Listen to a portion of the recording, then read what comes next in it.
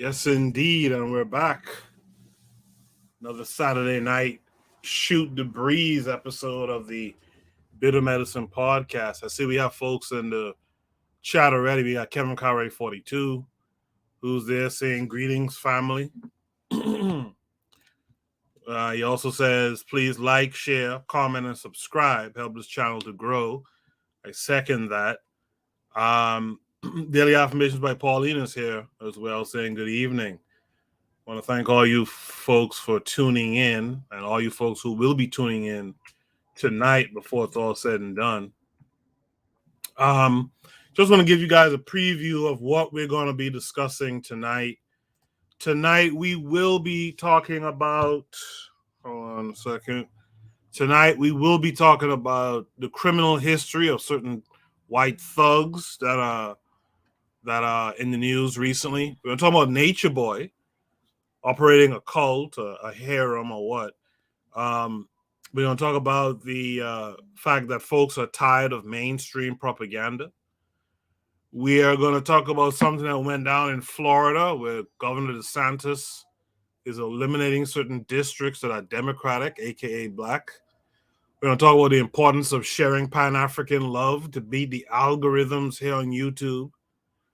We have to discuss the arrogance of the Democratic shills tonight, the grifters and BLM.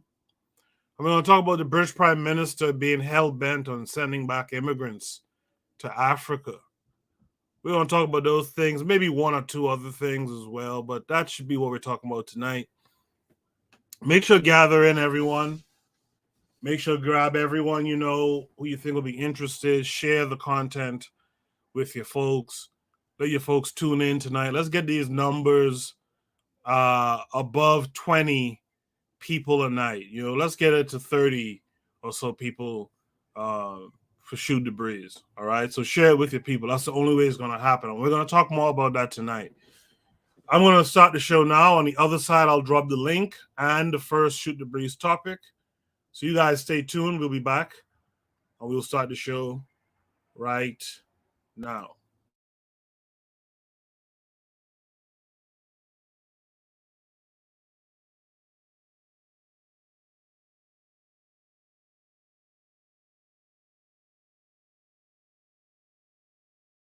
You are listening to the Bitter Medicine podcast on KWAZ Radio.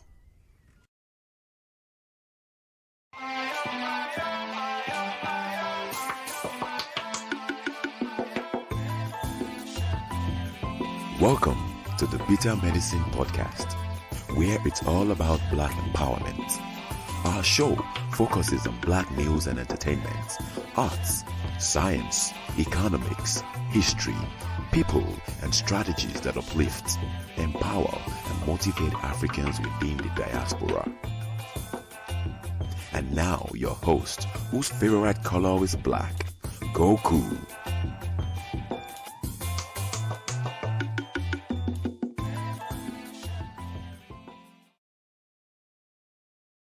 Welcome back to the Bitter Medicine podcast. I am your host, Koku.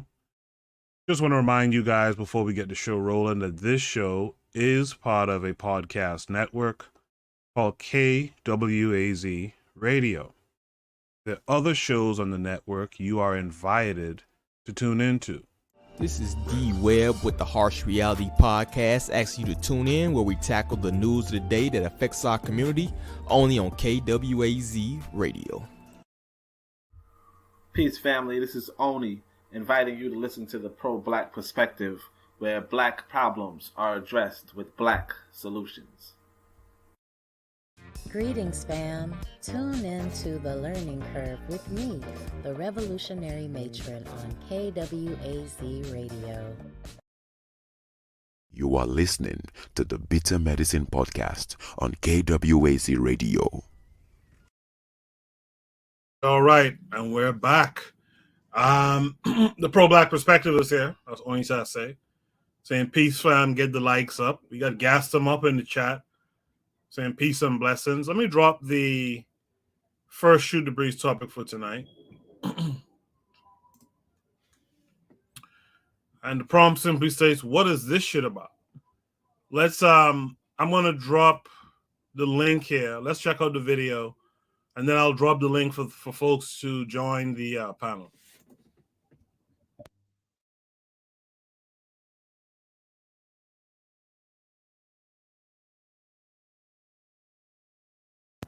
My bad. I was supposed to share the screen. Sorry. Okay, let's check this out. I like to be like, what are you talking about? I did it for all them years. Did you like that?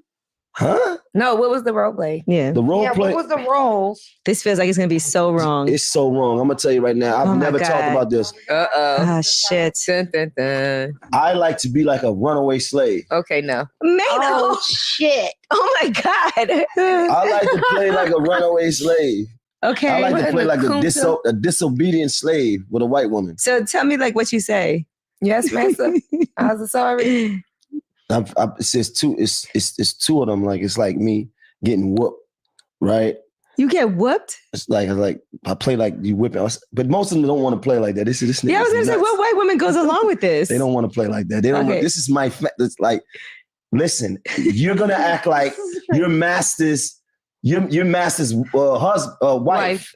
And I'm the runaway. And I just got whooped by Massa for eyeballing you. But the whole time you've been really, you liked it. Anyway. You've been eyeballing me. Oh, this sounds like some freaky porn. I'm interested. Right, this is some freaky shit. And then I'm gonna come all sweaty, right? Just finished getting whooped, and you're gonna say, "No, Billy Joe, no, Billy Joe, no." Massa's not gonna like it. He's not gonna like it. I said, "You know you want it, lady." This is a whole script. Yeah, it's a whole script. So white women have gone along with this and done this. He's speaking from experience. Nobody really went along with it. Like I stood up on the wall and said, "Come on, let's act it out." And he was like, "Man, are you crazy?"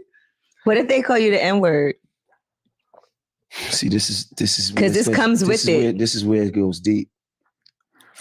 And this is where I'll probably be canceled after this. You be like, don't say it. Go ahead. I don't know if I can say this. Say it. I'm going to take Gigi's advice. This is really... Say it. I want to know. I don't know, because it's not right, though. But this is all fantasy stuff. This is all fantasy shit, though. Okay. In the fantasy world. In the fantasy world, because of this, nobody's ever did it. Mm-hmm. So the other fantasy is that they whipping me and they calling me a nigga. Why they doing? Yeah. So the prompt says, what is this shit really about? Let me welcome in Kevin Carey to the panel tonight. Kevin, you just saw the video. How are you doing, first of all? Yeah, greetings to all. Greetings, Mr. Untouchable. Greetings to the panel. Greetings to everyone listening. So, what is this shit really about that you just saw? What's your take? For one, I'm thinking this is attention whoring, or maybe he likes what he says. But you know what? As someone said some months ago, we're living in an age of exposure. People are just exposing themselves. But all in all, I think this guy is just attention whoring. Sometimes when you're on your way out, your career's done, you do anything to stand in the spotlight. But I digress. Daily Affirmations by Pauline says, stupidity at work? What? Lero's here saying, peace, loved ones. Pro-Black Perspective says, not this fool. Janelle came in earlier as well saying good evening. So good evening to Janelle. Mr. Untouchable, you're here. You just saw that. What say you to this? What's this really about? Respect to all the brothers in on the panel, Kevin and Koku. Respect to the panel as well. I personally think it's really if you evaluate, because on the face of it, it is attention whoring, but if you just peel beneath the surface of what he was saying. He was saying that his desire is to be a runaway slave. Stop there.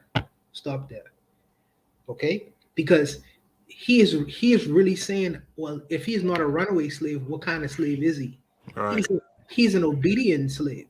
Mm-hmm. So the fascination of being a runaway slave is the first analogy you really have to get into. You know what I mean? Yeah. So it's like, okay, so now what's a runaway slave want to do? First of all, he wants to be free to do what he want to do. And then the next thing a runaway slave wanted to do with his freedom is to sleep with white women. These are the wants and desires, you know what I mean, the deep desires of an obedient slave. You know what I mean? If given his freedom, what would he do with it? So I mean, if you really, peel beneath the surface of who this person is, he's just an obedient slave, just given his sexual desires, if given the freedom to do what he really wants to do. And he has the money to do it, in a so-called free society. This disobedient slave, he takes his money or whatever, and he goes to sleep with white women. This is his fundamental desire as a so-called black person in this so-called modern world. But that's what I get from it. Appreciate that. Appreciate you being here once again on the panel as well. Gas Him Up is here. Gas Him Up in the chat. KW7 said his reference point is that he is a slave. You saw that video, Gas Him Up. First of all, how are you this week? And second of all, what do you think this really is about? Now, I hope everybody had a great week. Hope everyone, was able to achieve whatever it is that we strive to achieve in this beast called Babylon. Yes, sir. For the week. Yeah, I would posit to say, right, that I had a thought to say that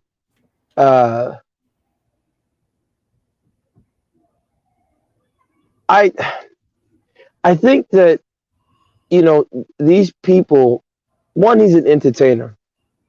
And so, unfortunately, we're under the paradigm where entertainers, and this is done purposely, where entertainers are used as representations of the black people in America, unfortunately. And the fact that he has that fantasy,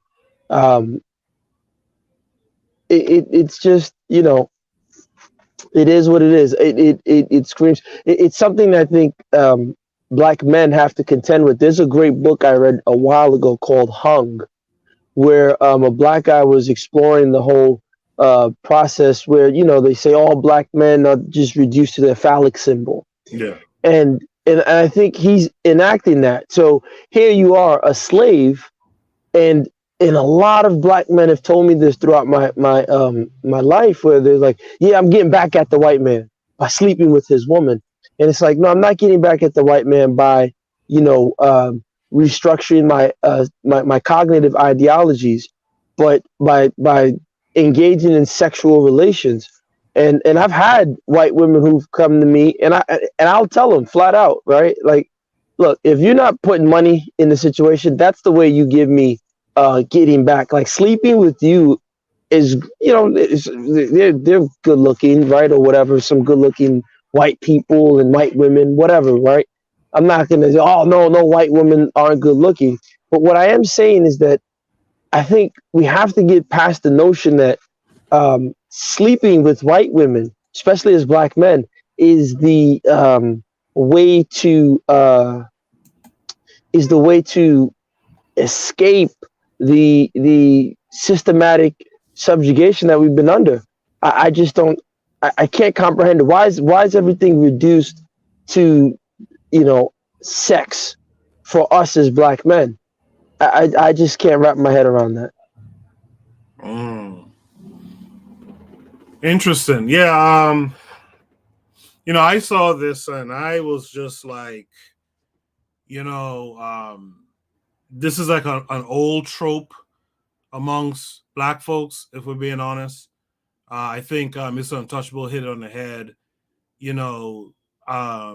This guy sees himself already as a slave anyway. And he sees himself as an obedient slave. So his fantasy is to have the things that the disobedient slaves would fantasize about. And it's just it's kind of crazy because these guys are the guys who are putting out music for our consumption, or having their music put out for our consumption.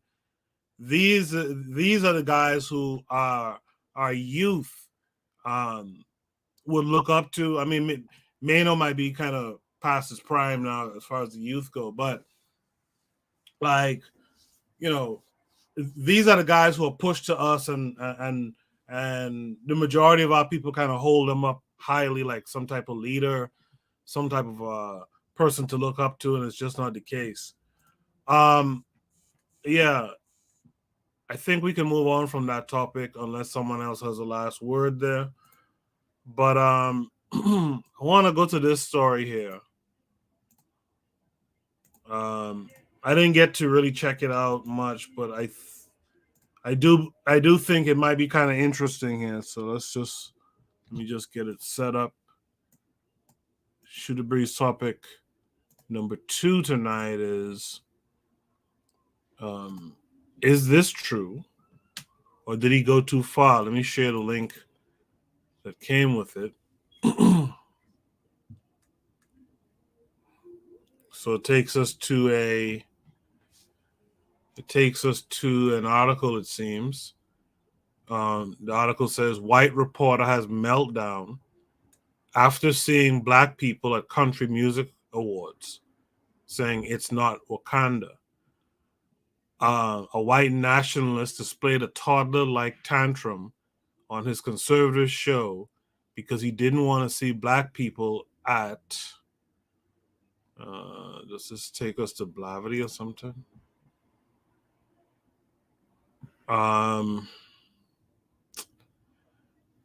Yeah, sorry about that. That article takes you to another site, which is whatever. But give me a second here. Okay, so you guys should be seeing this screen now. It's the same article.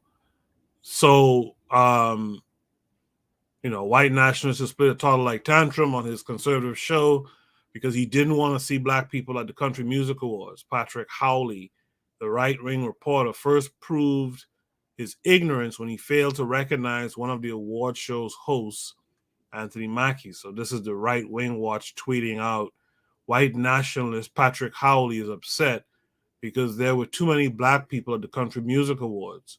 Quote, country music is different. It's not Wakanda. So let's see what this award show was really kind of a train wreck. There was a chick who was co-hosting it, and they said that she tested positive for the Rona. So let's take a look last night. I know all of you were looking. I don't know who this black guy is who's hosting it. It's supposed to be country music. No offense. I mean, y'all have hip hop and basketball. You know what I mean? It's like, just fly with your flock, bro.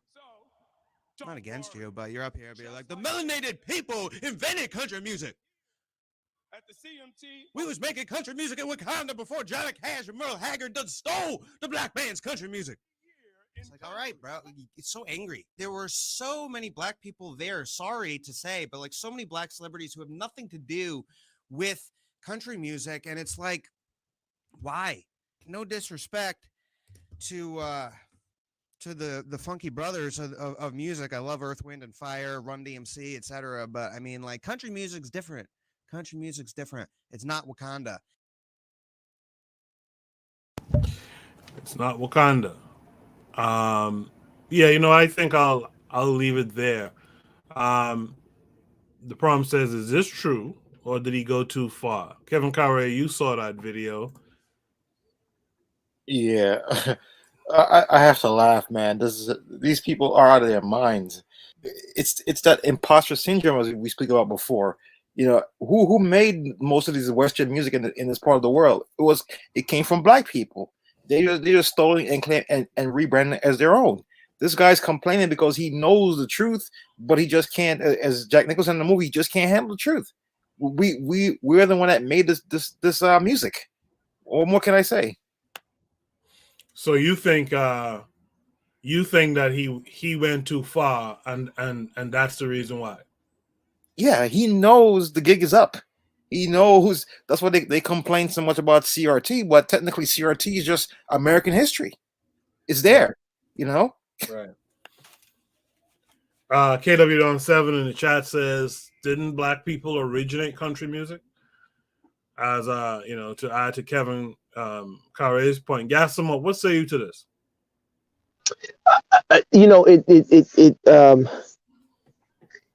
To me,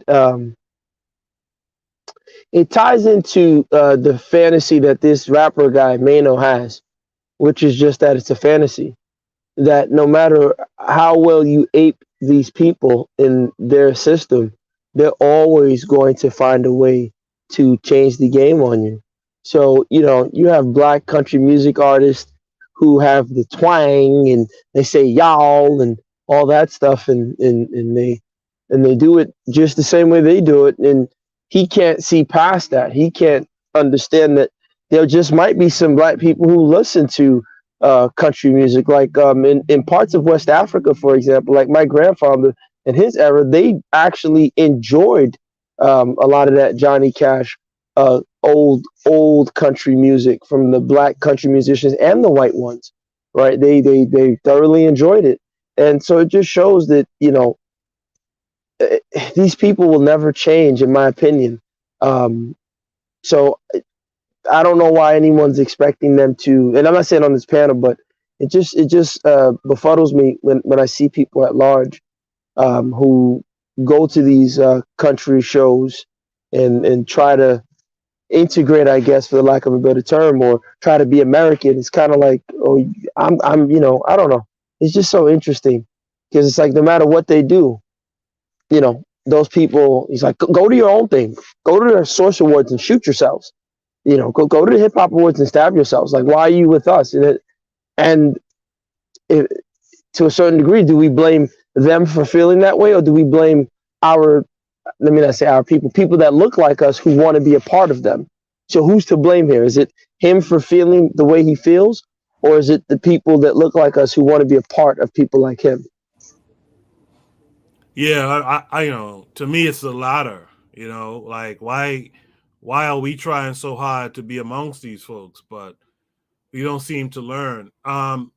In the chat, there was some activity here. Coach Pete came in saying blessed family. So he'll say what's up to Coach Pete. Thanks for coming through. Daily Affirmation by Pauline says, do you think he is ignorant to the history that you guys alluded to? For example, I'll get the answer from you guys in a second. Lero says, are there many black artists currently popping in country music? Like, were they nominated or something? I doubt it. I don't remember ever, recently hearing of any black country artists who were blowing up. So I doubt it. KW Don 7 says the attitude that he has is the attitude we should have with our culture. Daily Affirmation by Pauline says in the Caribbean, people also love country music. Lero says, I wouldn't equate black country music to CMT country music either. Okay, that's an interesting take. She also says, from a music theory standpoint, at least. Okay. Daily Affirmation by Pauline says to gas them up, people just love the music, referring to country music. Yeah, when I was growing up back home, you could hear country music all the time, man. I talked about this before. What's the white guy again? I forgot his name now, but Travis something. He was big at one time back home. Randy Travis? Yeah, Randy Travis. Right. That's right.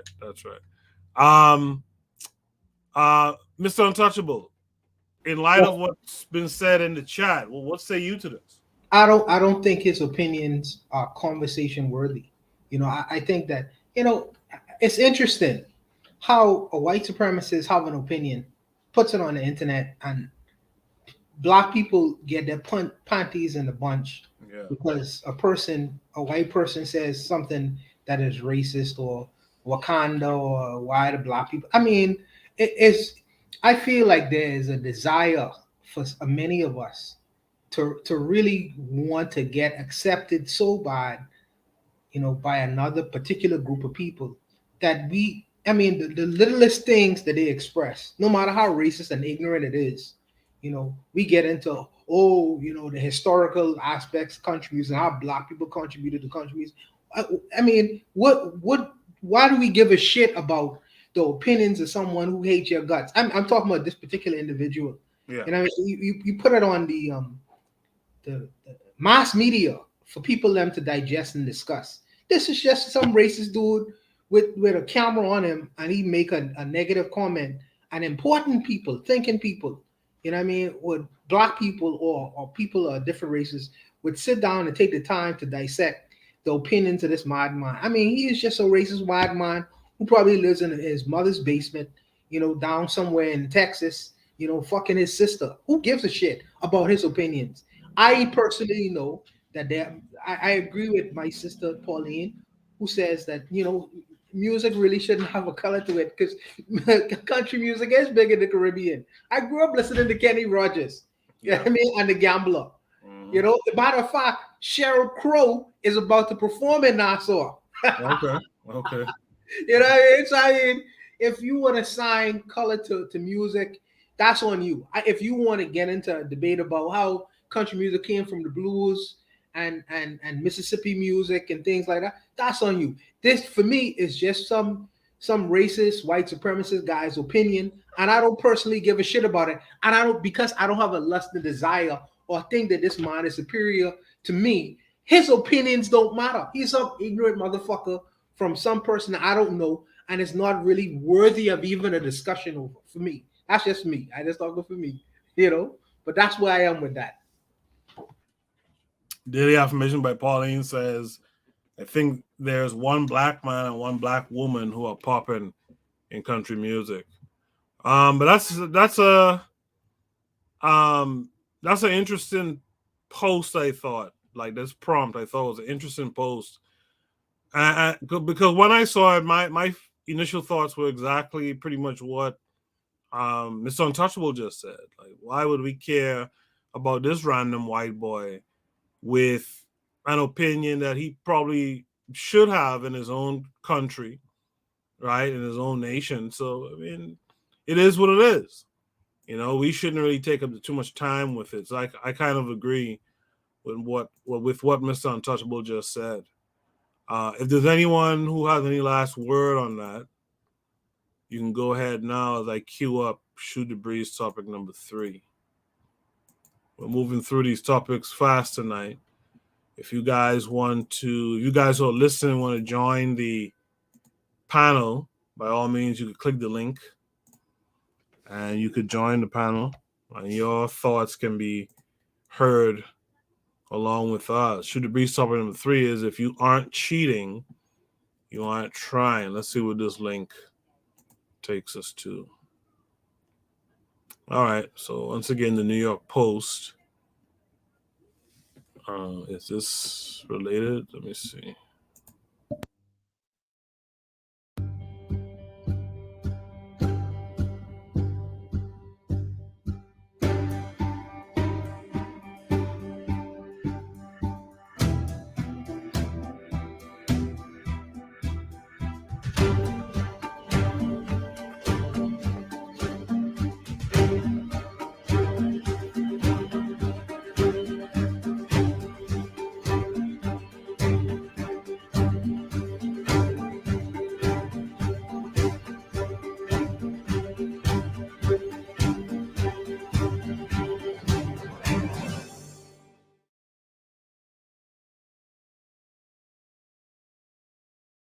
Yeah, so the article is Queens principal booted for fraud will get a nice paycheck for 7 years. If you were able to see the video, you kind of noticed already, but a Queens principal accused of using fraudulent schemes to boost his school's graduation rate can never again work with city students, but will get a $1.8 million desk job, the Post has learned. Khurshid Abdul Mutakaber, who was removed as principal of Masfet High School last July, won't return to any city school as a principal, according to a settlement of misconduct charges. But he can stay on the Department of Education payroll for another 7 years. And basically, instead of trying to terminate Abdul, as city investigators recommended, the DOE settled the charges on January 25th by fining him $12,000 and barring him from working as a principal. So so basically that's the story. This guy's going to get a golden parachute on the way out, $1.8 million for misconduct in a school, right? A white guy, of course. Let's mix it up a little bit. Mr. Untouchable, what say you to this? my brother, gassed him up, send this to me, and I would suggest that, you know, the principles and standards of people are really, it's really going and blowing in the wind right now. And I would suggest to all the parents, man, the parents who send their kids to these kinds of schools, to do their best to ensure that their kids are properly educated. Because when you have people, I understand teachers have to make money, and even principals and things of that nature. And in and in their goal to try to get that bag, sometimes the children education suffers. This guy had a particular plan. Who knows what kind of corners he would have cut as far as the children's them education, which is really fundamentally the bottom line for the children going to school. Who knows what kind of corners he cut. So I think that for me, in reading this and the fact that he have a position of influence, I would, as a parent, as a person who would, if I was a parent, I would try to ensure that my children are properly educated, man. Make sure I try to find schools and programs where your kids can be properly educated, because these, at the end of the day, it's not the fact that teachers are not giving a shit about ensuring that the children are properly educated, but because the system is set up and designed in such a way where sometimes the teachers, have to do things to ensure that they are secure. And in doing that, sometimes the children's education is the first thing that suffers sometimes. I would just ensure, as parents or responsible people, that the children are being properly educated and trained for the world that they have to live in. That's what I would say to this. I appreciate that. Gas them up. You saw the video. You heard parts of the article. What say you to this? Can you guys hear me? Yeah. Can you guys hear me? Yes, we can. Hello? Yeah, sorry about that. I personally don't have a problem with what he did. If the blue collar guy can get away with some form of corporate greed, why not? Right. Kevin Carre, if you aren't cheating, you aren't trying. What say you to this story here? And by the way, Mass is over in Queens. It's in a predominantly white neighborhood. This I must tell you about the back end of the story. There was one article that stood out. I think it was 2 years ago, 4 years ago, where one of the kids that graduated from the school, he says he didn't have to do anything. He was being passed up. He says, I can not come to school or whatever, and they'll still pass me. He says most of the time when he was in school, he was high most of the time. So, yeah, I mean, I don't blame this guy. He's like, listen, man, I got to get the bag. I got to show them, the city that my school's doing well. If I got to use dirty methods, so be it. Mm-hmm. He's not being immoral or moral. He's just being amoral. You got to think about his better choice. In the chat, Daily Affirmation by Pauline asks a question. What is this?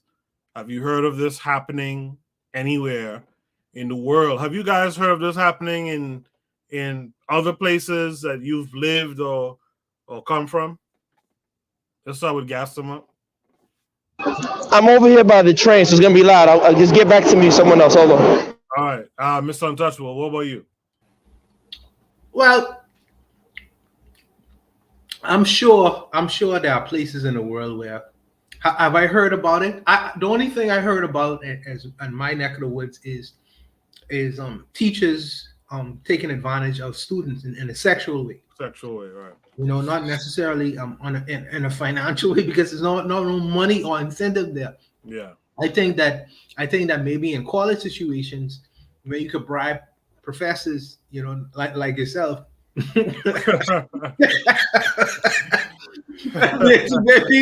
maybe get an A or two. No, I'm kidding. But I'm sure these things exist in the world. Like Nigeria, I heard about professors bribing students for sexual favors. You know what I mean? But not necessarily financial ones. So I'm sure they exist, man. But my personal thing is really the education of the students themselves, man. Because if let me say this. If I'm going to medical school, right, and I'm cutting corners, paying professors, doing favors, eventually I'm gonna graduate. Right. And then I can have this. I'm gonna wear this sign in the front of my name called doctor, which means I have the ability to perform surgery on patients. and if I don't properly understand what it is I'm doing because I bribed my way through school because the lecturer was cutting corners, what does that leave me as the patient?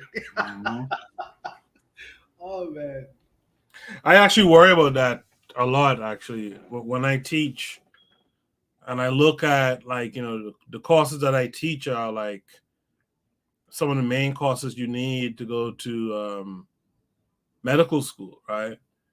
And I look at some of these people and I think to myself, like in another 20 years or so, I'm at retirement age. The horror it would be to walk in and see one of these students is the doctor or the attending nurse or something like that. I think about that often, actually. I know Gassim is in a kind of a noisy area. Kevin Carre, have you ever heard of this happening elsewhere? Well, not elsewhere, but back in 2018, they had that cheating scandal. Remember with the Hollywood people bribing this one guy and them getting to school? Yeah, or that Chinese family, I think they paid $5.1 million for their kids to get to Harvard or something like that. Yeah. I mean, that's the way of the world now. If you ain't cheating, you ain't trying. Yeah. If Gassim up is I'm in a better place now. I'm almost in, but it's funny because when you look at the like, for example, right, like with the cheating thing and the grades, this stuff, I'll give you guys a personal one. One of the schools I went to in Nigeria, I won't say the name, right? But because I left the school, came here to finish up high school. So, this kid literally, he was an Indian kid. Let me not say his name because then the school might come up, but he was probably one of the smartest people I ever met in my life. I mean, this kid was so smart in math. My uncle, who was the computer science teacher, there was a problem that stumped us in math. No one could solve it. Like, we knew the answer, but we couldn't figure out how they solved it. We went to the math teacher, the calculus teacher, the physics teacher, went to my uncle, computer. No one could solve it.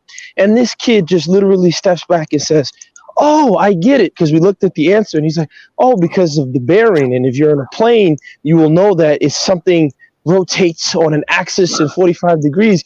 And I was like, how the hell do you know this shit, right? Now, that particular school got access and got information to one of the exams that you need to graduate. And a lot of the students took it. So to make a long story short, a friend of mine, the person who got the access to that information, because I linked up with them recently, he told me, he said, everybody took the cheating, like everyone took the information on the final exam, except the Indian kid. And I kid you not, I said, really? He said, everybody took that information, right? They saw they basically saw the questions ahead of time. He had a contact in northern Nigeria, blah, blah, blah. He was able to get access to the information. And he said, everybody took it except for the Indian guy. And believe it or not, that Indian kid scored the highest score in all of West Africa in terms of math. He had the highest score without the cheating. So, you can cheat all you want. I mean, this kid didn't cheat, and he still scored not only the highest in the school, in all of West Africa. So students, I really think it's the internal drive. As a quote-unquote educator myself, if the student wants to learn, they'll learn. It's interesting that this is happening in a so-called, like the brother said, in Queens, a predominantly white neighborhood, because when there were some black educators who've been accused of this in lower income neighborhoods, and there's a whole problem with them. I think some of them were even pushed out, right, of the DOE. But it's interesting that, he's able to get the golden parachute. And so my thing is, I tell parents, to be honest, half the stuff, until you get to like a more advanced level, half the stuff you could teach your kid at home, in my opinion. I tell black people that, look, you can't expect this system to really educate your children properly, in my opinion. And I know people say, oh, well, what about socialization? Hey, the rich people don't worry about that. They hire the best tutors to come in and teach their kid. They socialize in other ways. Yeah. They put them in some sort of program and stuff like that, and they get their socialization there. So if you're a parent, throw away the Mike Amiri jeans, throw away the Netflix subscription, and one of you guys, figure it out. Okay, you work nights, you work this, and you guys can teach the kid at home until maybe high school level where there needs to be some sort of specialization. But you'll see the difference, in my opinion, in your child, because most of these teachers, I don't know. But go ahead. Wait, but you guys, you heard what's been going on lately with the DOE? There's been a lot of absenteeism now since the pandemic took flight. A lot of kids are not going back to school anymore. Mr. Untouchable, you were about to say something? No, it's not like they was learning nothing in school anyway. Listen, this is a New York City. I don't want to put gas up on blast, but this is a New York City, teacher in a first world country, which is basically saying, hey, look, if you want to educate your kids, you can do that shit at home. The only thing, and I agree with him, by the way. I personally agree with that. But the only problem is the parents have to have good information enough to properly educate and train their kids to a certain point. And unfortunately, a lot of parents don't have that skill. That's actually a skill. And I didn't know teaching, because my girl is a teacher. I didn't understand that teaching is actually a skill until I had to understand that teaching is a skill. Training is a skill. So unfortunately, we don't have enough parents who would be able to do that. Cut off the Netflix. Let's come up with a training program where you could learn from home. We don't have enough people to do that, I don't think. But I'll give it back to Gas Them Up and Coco, because you are brothers are teachers. Gas Them Up, did you want to respond to that? Yep. No, sir. You guys can go ahead. Okay. I think I'll go to Shoot the Breeze topic number 4 at this point. Shoot the Breeze topic number 4 is, what is the value of human life within the community at this point? This came with a link. Let's check it out. Breaking news tonight after a man was gunned down in the light of day. The situation only got worse from there. Right now, Atlanta police need your help finding 5 people. You see him there on your screen. The shooter, a man who sat nearby as the man was killed, and 3 others who came up on the man's body and seemed to have stolen from them as he lay there on the ground. All of this happening on Cleveland Avenue in Atlanta. And then right now, Jennifer, I'm going to walk our viewers through the video Atlanta police just released hours ago. It may be disturbing for some viewers, but it can hopefully help find the killer. This is 51-year-old Anthony Frazier, a security guard. He has no idea he has just 15 seconds left in the land of the living. He's an unfortunate target. It happened Monday in broad daylight at 387 Cleveland Avenue Southwest, just blocks from I-75. Watch closely as Frazier steps out of his SUV. There's a guy behind him in a black long-sleeve t-shirt, ball cap, and camouflage backpack. Police say without hesitation, Frazier is shot in the head. After gunning him down, the suspect appears to rifle through the victim's belongings. Investigators say this heartless criminal seems unfazed by who may be watching and continues to possibly take whatever he can. Do you recognize this guy? As he walks away, notice the witness who saw it all go down sitting on the curb. He didn't run as the unknown shooter walks by. He appears to acknowledge him. The witness sits there even after the suspect appears to drop a handgun. Then that witness walks by the victim, shaking his head. Before you know it, 3 more people show up, and one appears to possibly search Frazier too. Police want that cold-hearted killer off the street and want to talk to these potential witnesses as well. And right now, Crime Stoppers is offering a $2,000 reward for any information leading to an arrest. Oh, man. Yeah. Shooter Breeze topic number 4. What is the value of human life within our community at this point? KW7 says they caught the suspect. Oh, well, that's good news, I guess. The thing is, though, it's they caught the suspect. You know what I mean? We supposed to have done that. Kevin Carey, after seeing that video, what is the value of human life within our community at this point? I just see that those guys, they were failed when they were young. There was no boundary set. You know, they were spoiled or they were just left to raise themselves, and they grew into criminals like that. You know, we have to secure the future, or it's going to keep our community going to keep burning. You know, you keep ignoring that child's going to grow up to burn the community down, and that's what's happening now. Yeah, that's an old African proverb. Mr. Untouchable, what say you here? I'm heartbroken by it, Koku. You know, I am personally heartbroken by it because first of all, the level of apathy, the level of I don't give a shit. You know, it's like the old man sits at the corner. He may have been a derelict, but he wasn't even fazed by someone who just got murdered. I mean, the only thing he did as a reaction was shake his head as he was walking by. And then the other young people, instead of even calling the police or even expressing kind of shock, they rifled through the corpse, the dead body pocket. You know, it is stunning.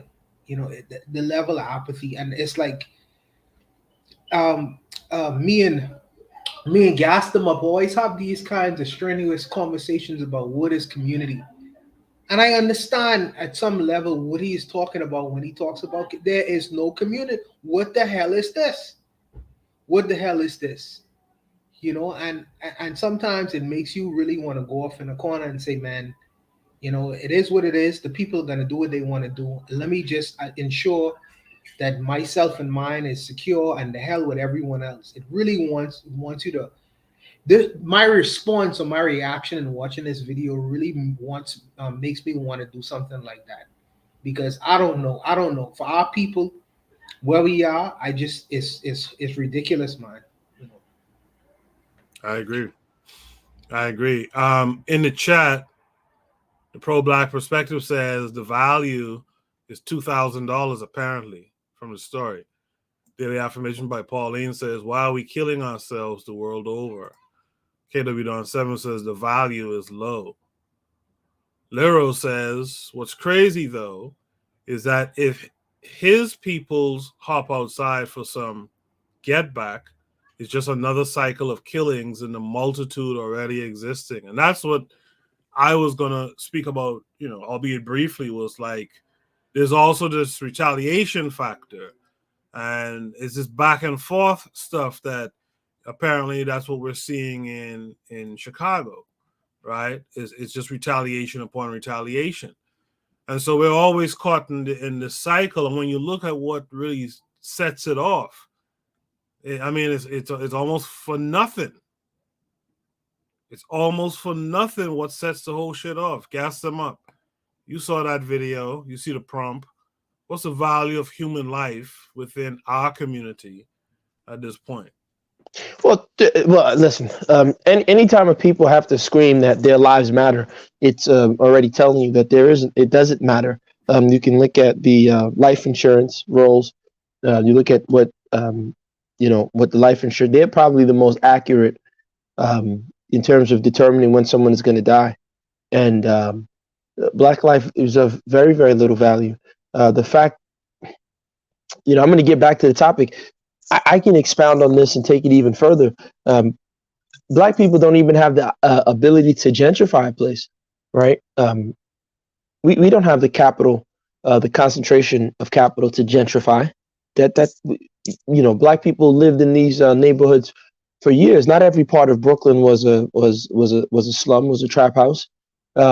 It was only until a certain group of people move in, then they can gentrify and they can bring the value of the property up because they come with an intrinsic value. So so going now back to the video.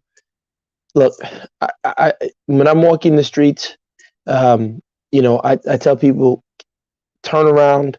If it doesn't feel right, follow your instinct. Cross the street, stay in the middle of the street, right? So another car can see you. If there's someone trying to attack you, at least hopefully, they might be able to stop and call 911 or something of that nature. If you live in a neighborhood that allows you to conceal carry a weapon with you, because unfortunately, you can be righteous all you want. If there are wicked people around you, they're gonna take flight and attack you and do things to you. So it's just unfortunate that person had to lose his life. But what's even more telling is like everyone said, the reaction of the people around them. And I think, I'm sorry to say, it's largely an American phenomenon. And that's why I'm so against people exporting these type of things. It will come to Africa, it will come to the Caribbean, because I know for a fact if that had happened in the Caribbean, if there was a shooting, people will flee. But then after a while, okay, the man is hurt, let's go help him. People will call. No one was just going to stand there, pull out their phone, and say World Star, right? In this country, that's what people are going to do, and so I hate to say it, but you can't build community with that type of ideology that's prevalent. And so when I say community, a lot of times, if I say it like there is no community in America for Black people, people get offended, and I understand. According to Tariq Nasheed, I'm a tether, right? And how dare I speak on it? And I say it with love to say that, hey, look, I'm not ever saying it to look down, but to say that, look, man, listen, let's stop making excuses. I've said this to so many people. I was on another platform and the brother was like, yeah, but I always hear these excuses. But there's only 1 million Hasidic Jews in America. There's only this. It's like, look, cut the nonsense out.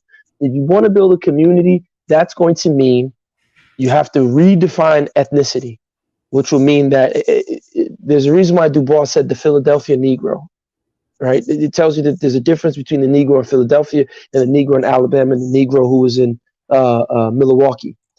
There was regional differences, so you have to start at that level where it's like, look, listen, this is our code of behavior. These are our morals. This is our language. This is our food. This is how we will conduct ourselves. And if you touch one of us, you're gonna have hell to pay. Mano can no longer represent us because we're not just, and that's why I have no problem with those who say they're Native American or whatever. Be whatever you want to be. Create a new identity. I'm all for it, but have a system behind it. Don't just say I'm whatever to get away from Africans or whatnot, So I don't want to rant too much, but that's just my take on it. No, that's good stuff. Lero in the chat says, too many Black people fail to value themselves.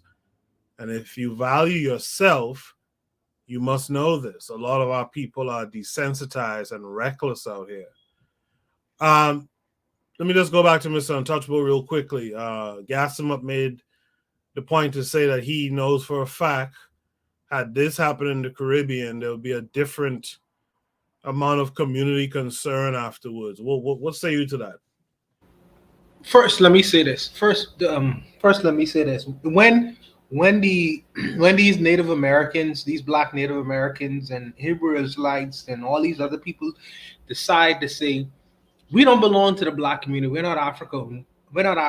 When you leave, don't come back. I wish that we was to have some kind of system, because we also need to have a system in place where these people cannot come back when they decide to leave. I agree. When you make your decision to leave, for me personally, I would like to purge away the confusion and really, separate the wheat from the chaff. So when you decide to go, I want you to go in peace. I don't wish you any ill will or harm, but stay gone. You know, the door don't swing both ways, like some people like to say.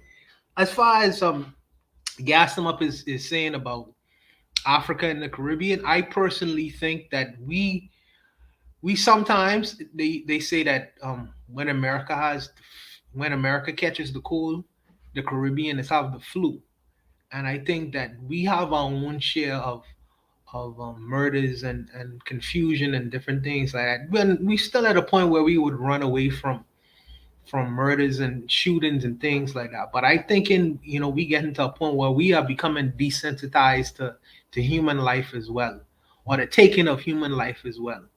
I think that we're becoming very desensitized to it because we see so much of it. And there's reasons for that we could go into, but not right at this particular point in time. But I would agree. I think that we still on a level of where, we are when we see things like this, things like that occur, we still at a level of shock and awe. We're not completely desensitized to it, but I think that we're going towards that. All right, thank you for that. You know what? We are already going to hit Shoot the Breeze topic number 5 tonight. I want to thank everyone who tuned in tonight. Make sure you drop a like. Make sure to share the content. I want to thank the panelists for coming through tonight. I'm surprised we're missing a couple people like Jay, but I guess it's all good. We'll hold it down in the meantime. Shoot the Breeze topic number 5 tonight is the importance of sharing Pan-African love to beat the YouTube algorithms. This came with a video. Let's check it out.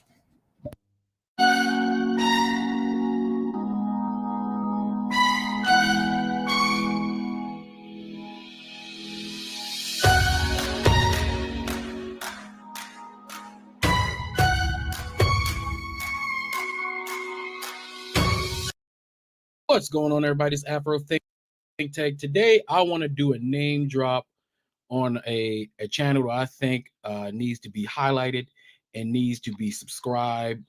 My Pan-African Army, please go over to Bitter Medicine Podcast and subscribe to this channel.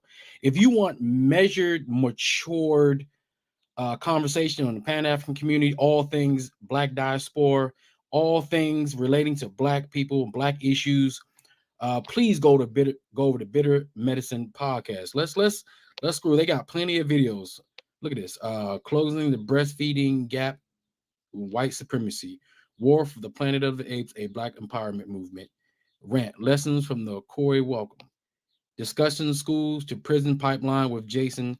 Look, they're talking about real topics. All right, these are real topics that affect the Black community. They're not talking about stupid stuff. They're not talking about dumb things that doesn't have any tangibles. They're not talking about who invented hip hop, was it the Latina? They're not talking about dumb conversation that doesn't move the conversation forward, guys. These are very matured individuals. Everybody who comes on this channel are matured. They talk about real issues, guys. It's a breath of fresh air when you can go to a channel, a podcast, and you can talk about real issues like adults. Okay, Bitter Medicine Podcast, guys. These guys need to be promoted. Pan-African Army, add this to your subscription. Everybody go over there and subscribe. We need to connect all the people that you support, all the people that we support. We need to make a connection. We are the Pan-African Army, and we need to build our ranks with channels that's pumping us, because the YouTube algorithm does not care about us. If you go to Google Trends, if you type in African, if you type in Black, if you type in anything that revolves around us, it is at the bottom of the ring. All right, it is at the bottom. It is not being pushed by Google or the YouTube algorithm. We have to push ourselves.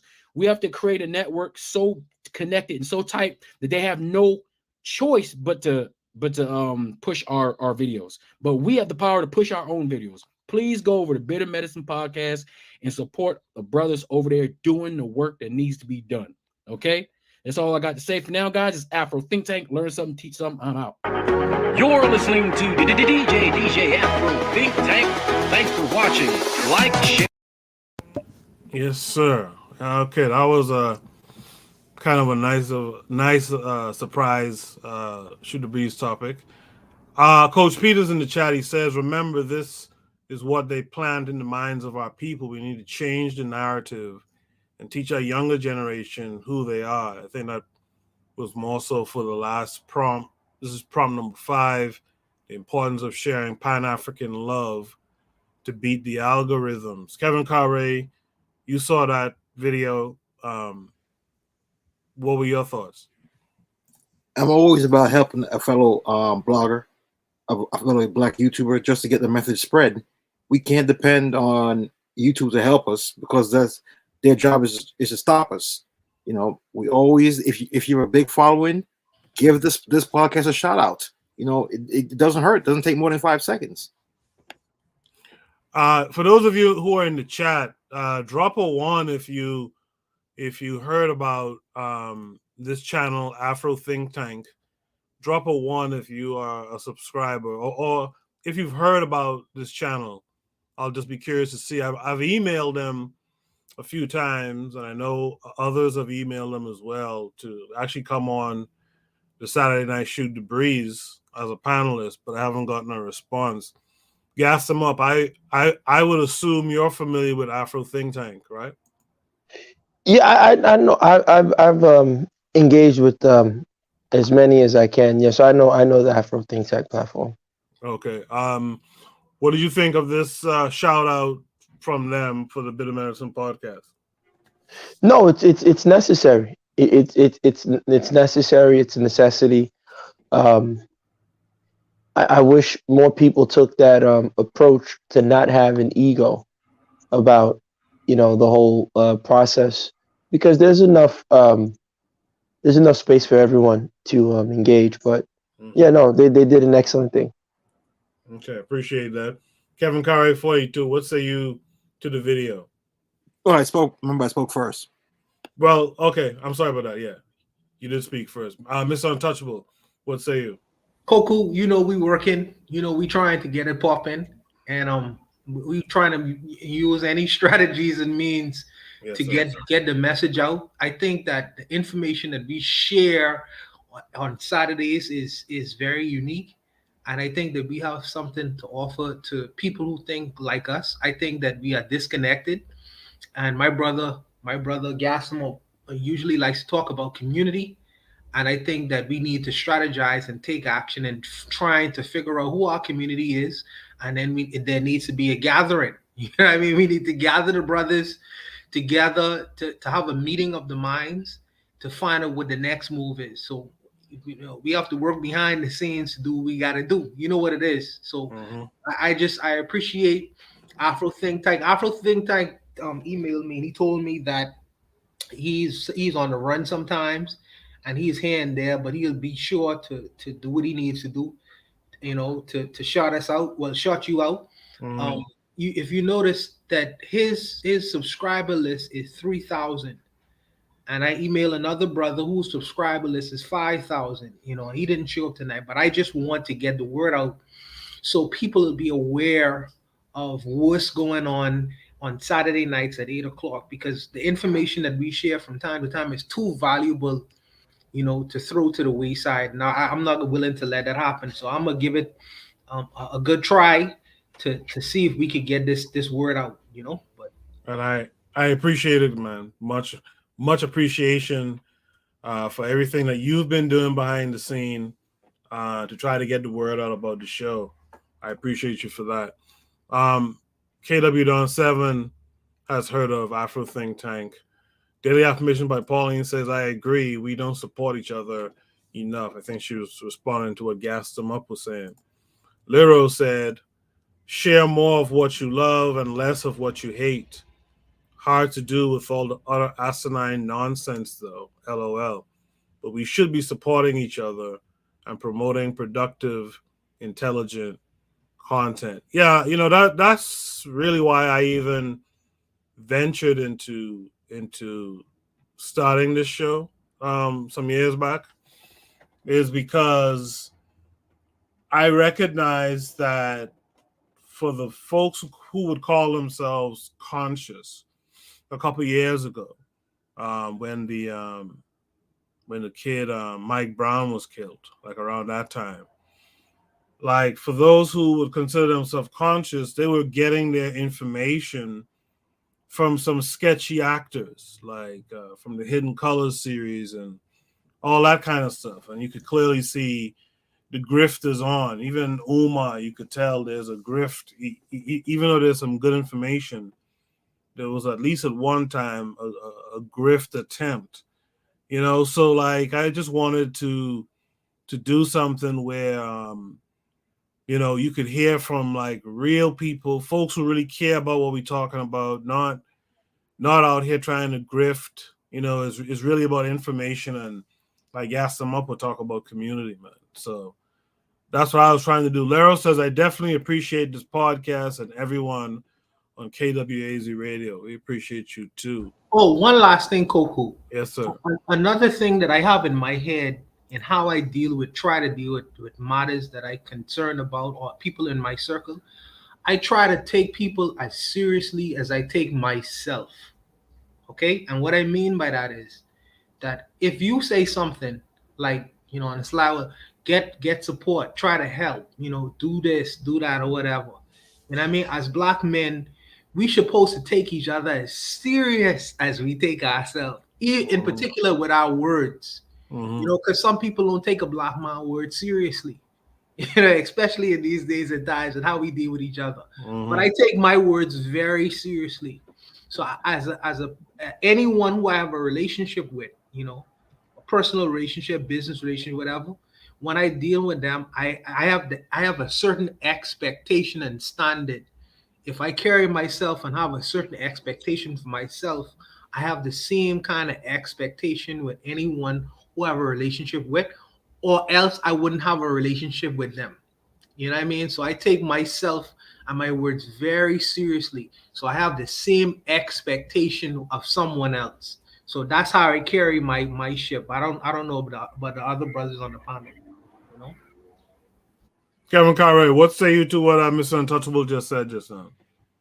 Hey, I'm just down to see how people move forward, man. And whatever means we can use to get to do it, so be it. Right.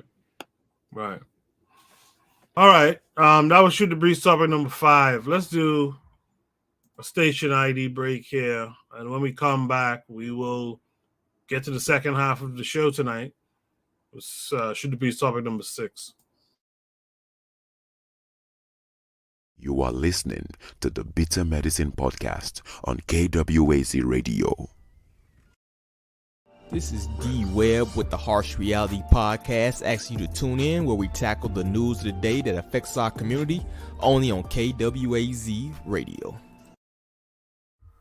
Peace, family. This is Oni, inviting you to listen to the pro-Black perspective, where Black problems are addressed with Black solutions. Greetings, fam. Tune in to The Learning Curve with me, the revolutionary matron on KWAZ Radio. You are listening to the Bitter Medicine Podcast on KWAZ Radio. Have you ever considered joining KWAZ Radio? Each of our hosts shares their unique perspective with you. You might have a perspective that needs to be shared. If that's true, hit us up at kwaz.radio@gmail.com.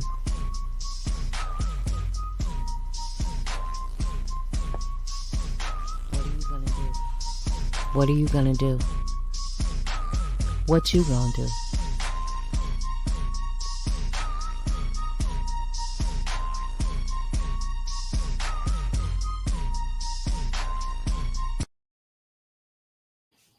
Yes, indeed. We are going to go to Shoot the Breeze topic number 6. So you'll notice we're kind of going through the show pretty quickly tonight. You know, less panelists, less opinions, and so things will be, will be a little bit shorter.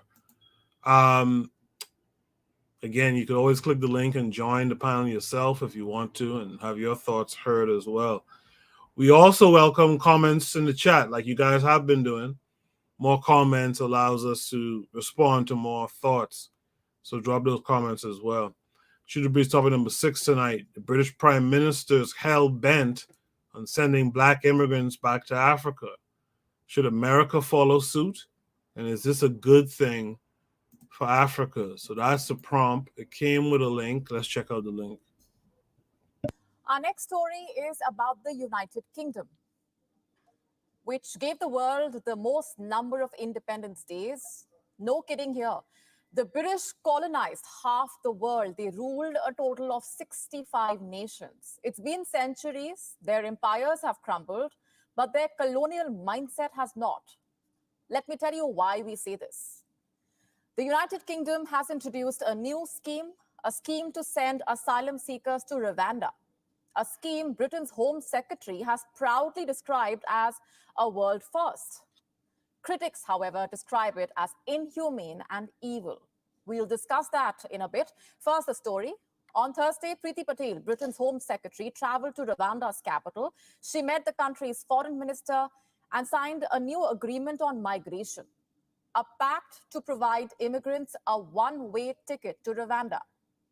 Here's how it will work. The UK asylum seekers will be packed onto the next ship or flight and sent to Rwanda, a country located 4,000 miles away in Central Africa. Once there, the fate of these migrants, whether they get to stay or leave, will be decided under Rwandan laws and by the Rwandan government. And even if the migrants win asylum, they will only be able to stay in Rwanda for just 5 years, post which they will have to find shelter elsewhere. Speaking about this scheme, the British Home Secretary called it the world's first such plan, which will make the immigration system fairer. You must listen to this. And today, our approach as two outward-looking countries has led to the signing of a new international partnership, which is a world first. It is a migration and economic development partnership with the country of Rwanda and the UK. Working together, the United Kingdom and Rwanda will help make the immigration system fairer, ensure that people are safe, and enjoy new opportunities to flourish. We have agreed that people who enter the UK illegally will be considered for relocation to Rwanda to have their asylum claims decided. The Prime Minister of the UK is also quite excited about this deal. Delivering an address in Kent, Boris Johnson called it an innovative approach which will disrupt the business model of smugglers. Listen in. So from today, our new migration and economic development partnership will mean that anyone entering the UK illegally, as well as those who have arrived illegally since January the 1st, may now be relocated to Rwanda. This innovative approach, driven by our shared humanitarian impulse and made possible by Brexit freedoms, will provide safe and legal routes for asylum while disrupting the business model of the gangs. Now, here's the thing. The UK has every right to deport illegal immigrants, but sending asylum seekers to one of the world's poorest countries with one of the worst records on human rights violations is simply cruel. From Britain's opposition to human rights groups, even the United Nations, everyone has condemned the scheme and called it inhumane. Keir Starmer, the Labour Party leader, has called the plan extortionate and unworkable. He says not only will it ruin the lives of asylum seekers, but will also cost British taxpayers billions of pounds. Jeremy Corbyn, the former Labour leader, says the plan is shameful and beyond cruel. They have both described it as a political tool to distract the British citizens from the country's current political mess. The UN Human Rights Council has also issued a statement. It says people fleeing persecution deserve compassion and empathy. They should not be traded like commodities. It has also warned the UK that such a deal will only magnify risks, causing refugees to seek alternatives and unsafe routes. A number of human rights activists have also spoken. They have drawn parallels between the UK's plan and a similar plan that was drawn out by Australia. They say such schemes only inflict huge amounts of cruelty on the migrants rather than rehabilitating them.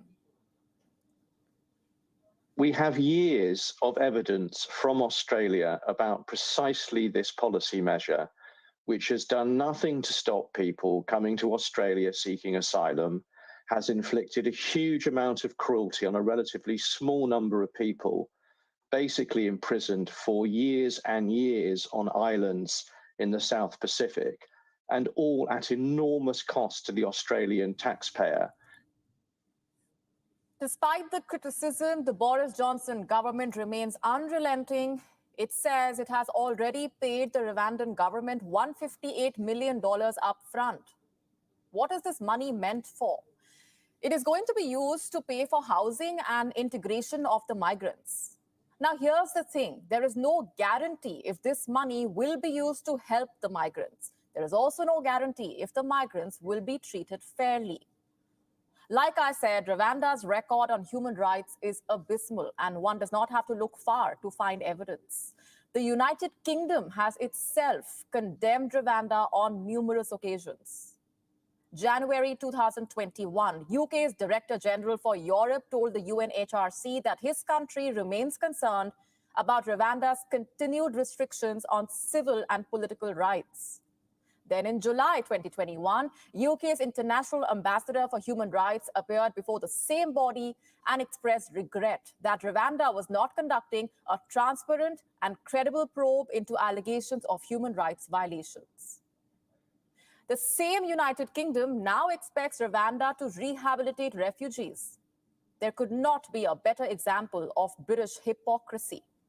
Much like the United States, it claims to be the torchbearer of diversity, a civilized society which believes in inclusion. Its actions, however, tell a very different story. We are now available in your country. Download the Interesting stuff in the chat. Lero says, what's everyone's opinion? I was thinking this as well on Kagame signing off on this. You know, we'll get to that when I hand it over to the panelists. Lero says some say it's a beneficial to Rwanda, but my question is, how do they know it will only be black immigrants? She goes on to say there's a lot of speculation going on, but I don't care for the West's opinions on human rights violations in Rwanda or anywhere. The pro-black perspective says, sounds like they just hating on Rwanda. No cap. Let's start with, let's mix it up. Let's start with Gas Them Up this time. Gas Them Up. After seeing this story and this prompt, what say you to this? Well, first I'll say Kagame is a puppet. I think, was it, who did I see him? It was with, I think, what's this guy's name? The guy who was the war guy during the Vietnam War. What's this guy's name again? During the Vietnam War, he was for the United States. He has the funny foreign accent. Oh, man. Kissinger? Yes, Kissinger. He's still alive, right? Yeah. Yeah, Kagame and Kissinger. I saw videos of, man, look, the dude's a puppet.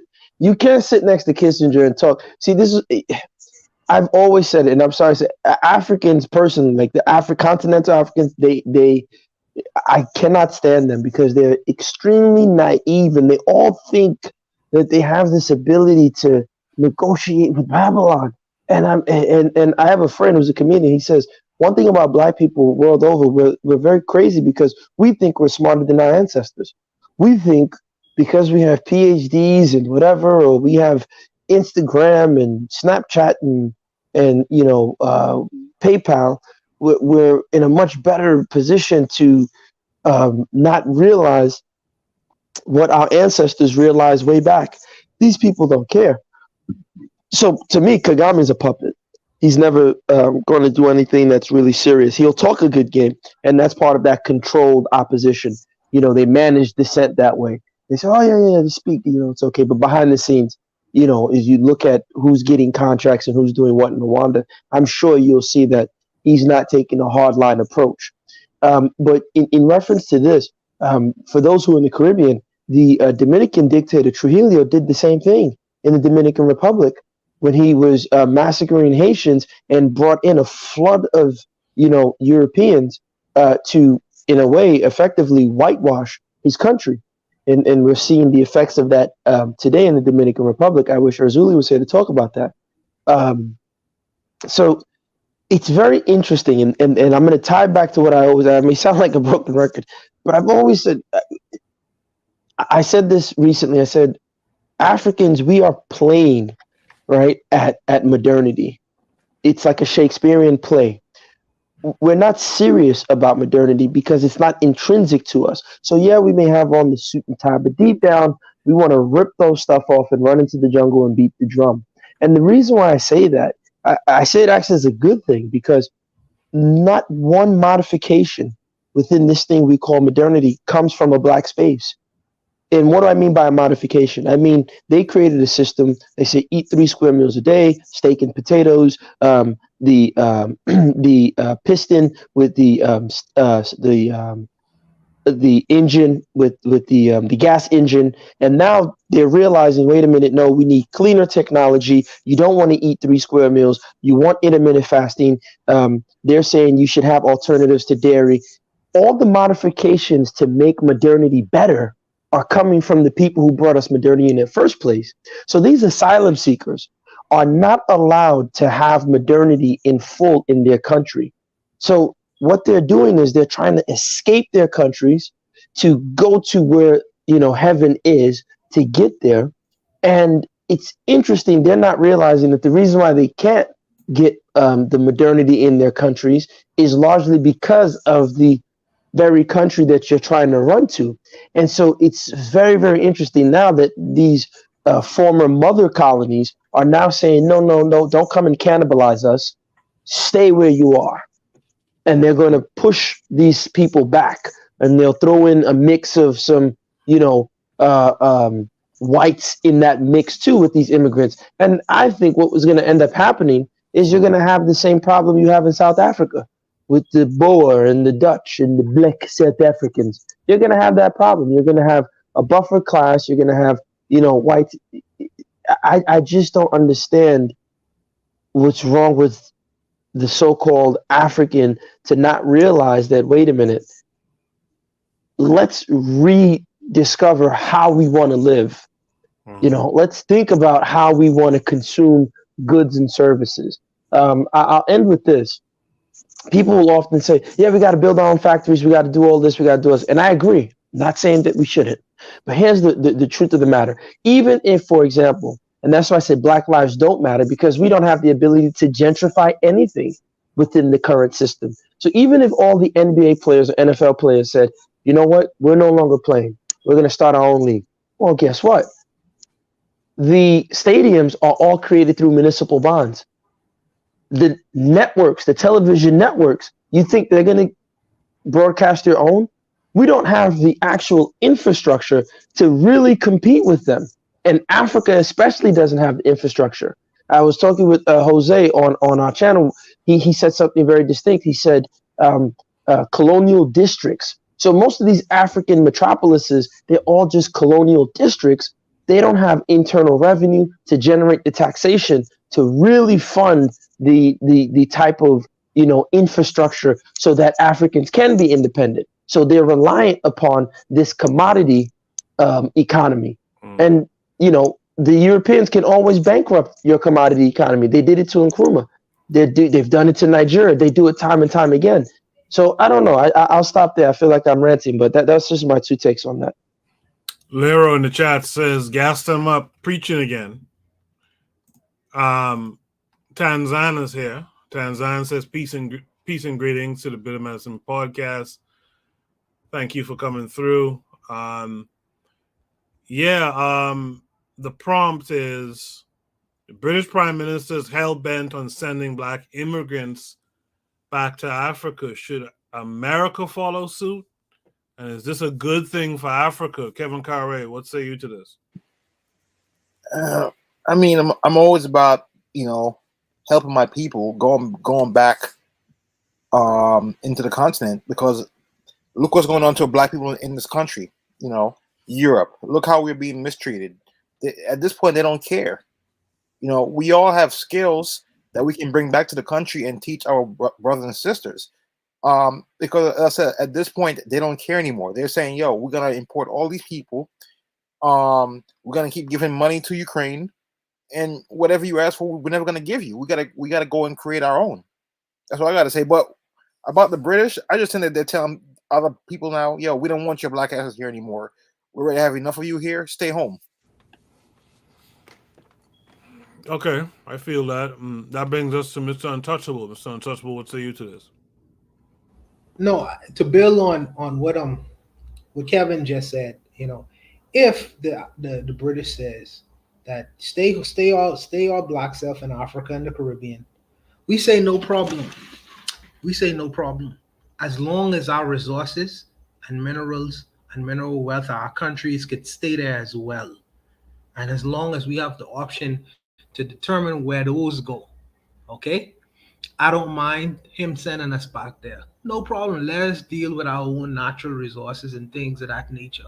Because they want the mineral resources and all these other things without the people, which is fine. But I say, if you can send us back, we don't need to send nothing back over there to help your infrastructure get better.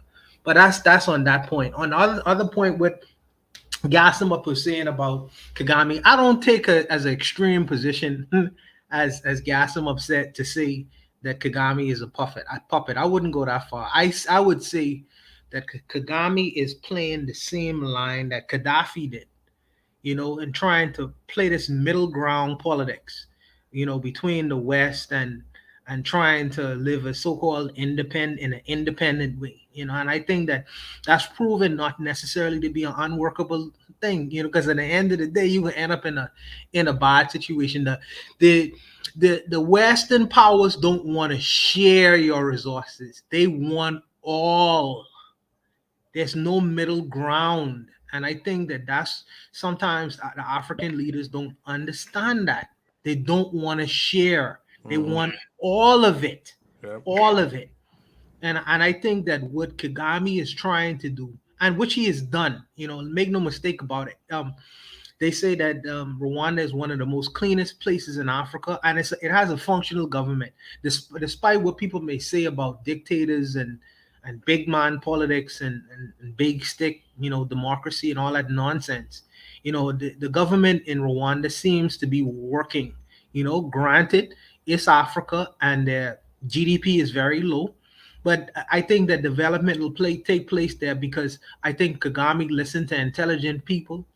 He listened to the best economists like Dambisa Moyo, So I think that they are trying to do something that's different, But I don't like this middle ground politics Kagame is trying to play, because ultimately, if he plays that game, he is gonna go the way of Gaddafi, and I could see it, And as a military person who actually went to the School of the Americas, I believe he should know better. He should know better, but that's where I am with as far as Rwanda goes, Let's bring in Achieve Mindset. It's been a while, brother. How are you? Hello. Hi, I'm good. How are you? Good. Good to hear your voice. How have you been following this prompt? Well, let me just turn the other one down. Sorry. Yeah, I've been following the prompt. But this news is saddened me because it's about you. People think that they're sending back black immigrants. I don't think they're sending them back. They're sending the Ukrainians back, sending the Ukrainians to Africa, because what people don't realize about British politics, that Britain never wanted a lot of Eastern Europeans to join the EU for a very long time, because the destination for the Eastern Europeans is Germany, France, and the UK, because they are the ones that have better healthcare systems and better living conditions. So they don't want that. They're gonna send them to Rwanda, and then they're gonna take over Rwanda. You understand? They're gonna be like the Dutch in South Africa. And the funny thing is that I forgot the brother did right now just said about how playing middle ground politics, and Kagame. I think Kagame is doing this really to get the money. He's bleeding money because of the Chinese investments that he's made in his country. He doesn't have much money, and I get it, but he is really, really, really shouldn't be doing this deal. You know, this deal does not come without them having control of your land. And I think that's one of the worst things that he's ever done. When we look at, for example, for me personally, when people talk about Nkrumah, I said, look, the fact that he failed to do the basics and he started to do the extravagance of trying to build a whole dam and trying to do all this with with the West's money, that's when he went wrong, you know. And the failure of Mugabe to rally his people after taking back the land, that was his failure. This is the point in time in politics you have to look at. You know, you have to look at the Rwandan president and say, look, this is his biggest failure, and this could undo him, because this right here, I'm going to say this. You're going to see that there's going to be a lot of Ukrainians probably living in Rwanda in the next 10 years, and people are not going to know how the hell they managed to take over that land, because while we're sitting here, and I think I was watching Search for Uhuru, right? And people were saying that, well, what does the war mean to us, right? We still haven't got an intelligent agency to know what does the war mean to us. They already made plans, you know, where they're playing 5D chess or whatever, and we're still not, we still haven't even purchased the chessboard. Hmm. You see, that's how bad it is. Like, trust me, they're not sending black people back so much because they don't see the point. Like, people need to realize that the World Economic Forum is inputting the Great Reset. They know land is more important now. You know what I'm saying? And I've said this to a lot of people that when you look at the race of the world, a lot of people like to talk about brown, yellow, this and that. It's not a color scheme. There's four major races in the world, right? The Americans, that's Africans, Caucasian, and Asians. The Americans are nearly all wiped out, apart from countries like Bolivia and Venezuela. Funny enough, these are the countries that are also the largest indigenous population. They're the largest. They have the more poverty. It's you know, they're trying to clean them out. We are a people that is highly minority in our own land. You know, we like, if you take away the northern part of Africa, the population out, I don't think we hit 1 billion yet. People haven't really thought about that, you know. And they are coming into the land, bringing a lot of Ukrainians, a lot of people they don't want into that land. Like, you also, one thing that people also need to remember is that if they do that policy, I don't know if people have read the law regarding that. They can also transfer prisoners to Rwanda as well. They can say, okay, you can go serve your sentence somewhere else. For example, let's say they caught like a someone from Brazil, right, who is largely Portuguese, um, and he decides, say, okay, I don't want to spend 20 years in a UK prison. I want to go back. It's okay. We can take you back to Rwanda, and you can live 5 years there, and then after you can do whatever you want. But you can't come back to the UK. Now you have prisoners in that country because of mayhem. So the criminals cause mayhem. So a lot of people, I don't know where the policy is. Like, I can't even find the documentation for this whole agreement, because I guarantee if the documentation was, I also do a lot of digging to find it out. You find out that what the Rwandan president has done is pretty bad, and is really bad. I'm not over exaggerating. If you know your enemy and you studied your enemy, this is horrible. Yeah, that's what I have to say. I'm going to allow Gas Them Up and Mr. Untouchable to respond to everything that Chief just said right now. I'm going to start with Mr. Untouchable. What say you to what the Chief just said? Come back to me, Coco. Come back to All me. right. Yeah. Gas Them Up. What say you to what Mr. Untouchable, I'm sorry, what Chief just said? No, it. Listen, look. I said earlier that Kagame is a puppet. I'm going to stand by that. I think the fact that he went to that so-called American school, I'm going to say something might be controversial. If you're an African leader and you're not a member of all those Masonic Illuminati lodges, you ain't getting into power, man. And that's one thing we don't want to contend with. And if you are a member of those organizations, do you really think they're able to do what they want to do? They get their directives. So, you know, like the brother said, they can bring in criminals, right? They can bring in all kind of people. The only hope that I see if they do go along with this policy of bringing in these white Ukrainians, because we have to think about Cecil Rhodes. What was Cecil Rhodes' plan? And I thank heavens the ancestors were strong enough to kill these Mzungus. He wanted to build a train from Cairo to Cape Town, right? If he had his way, Africans would have been wiped out. We would have went the way of the Native American. Instead of the Jeep Grand Cherokee, it would have been, the Yoruba Zulu, all-wheel drive, traction, four-wheel sedan. That's what would have happened if this guy had his way. So, for me, I just think that Africans, especially in the Pan-African space, have to contend with that. We have to contend with, let's say any one of us is in charge of an African country. Are we prepared that the white girl from CNN who comes to interview us is really the CIA agent that's going to put something in your coffee? We have to contend with that diabolical nature. That's why I said Africans are very naive in terms of understanding who they're dealing with. Like, I think Africans love humanity so much, they don't contend with the fact that others don't care for their humanity. And it's just like, it just baffles me and befuddles me. And I'm going to say this and end it, that to me, if you're going to have a strong African state, to a certain degree, you have to be prepared that you will be seen as a pariah. Look at how, and Mugabe wasn't perfect, but look at how when Mugabe took the land back, he became a pariah. See how North Korea is a pariah, Cuba is a pariah, but they don't say that Cuba has 5 vaccines that they created on their own. And Cuba is faced with the worst type of sanctions. Can you imagine Cuba without sanctions? If Cuba could trade with Nigeria and trade with Jamaica and trade with, China. Well, they trade with China, but trade with, South Korea. Cuba would be probably heaven on earth. Heaven on earth. But you see, this is the system, and these are the things that these people do to us. And again, I don't know if Africans are I don't know if the word is naive. I just don't. I don't understand why they don't contend with these things. It's like they just think, I'm going to run Africa, go to the World Bank, and maybe I know it's not like that, and we do it like this, and it's like, dude, that's not how it works, man. The IMF will destroy you when you go to this meeting. So I'm done with that, but I don't want to rant. But in the chat, before we go to Mr. Untouchable, in the chat,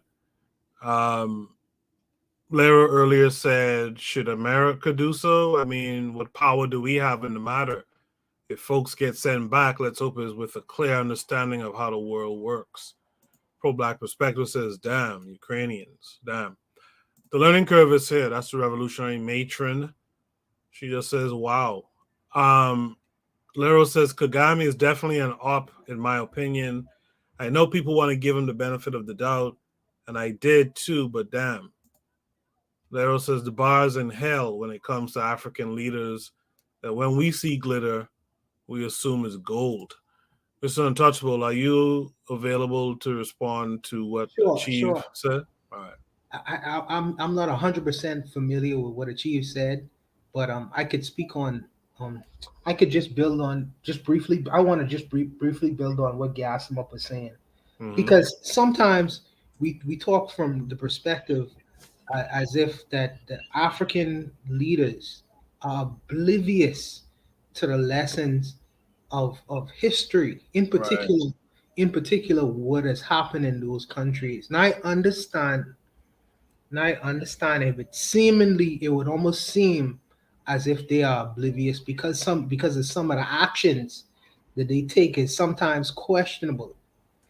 But until you're in certain seats of power, you understand, you have a better understanding why people move the way they move and do the things that they do. But I don't believe that, or I don't take the position that all African leaders or even Africans on the grounds themselves are oblivious to historical events. In particular, these are the people who would have been at the sharp end of what actually happened in the world, in particular when it comes to exploitation. You know what I mean? They would know better than anybody the effects of Western world imperialism and what happens with the side effects of these kinds of things.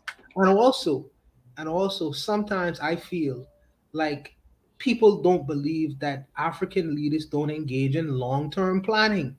They don't understand that yes, they do have internal and external enemies, and there are people who are they'll sell you out for a can of soda.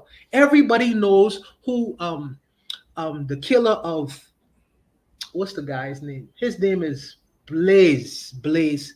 He killed the Blaise leader, Compaoré. Blaise Compaoré.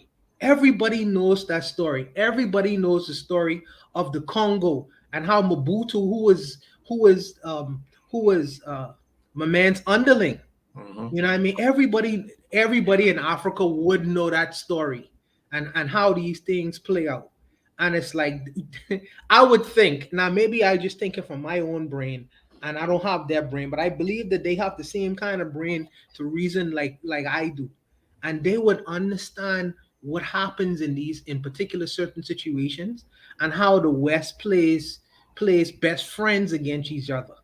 You know what I mean? And I think that I just would give African leaders and Africans themselves the benefit of the doubt, and the fact that they do engage in long-term planning and they have a plan.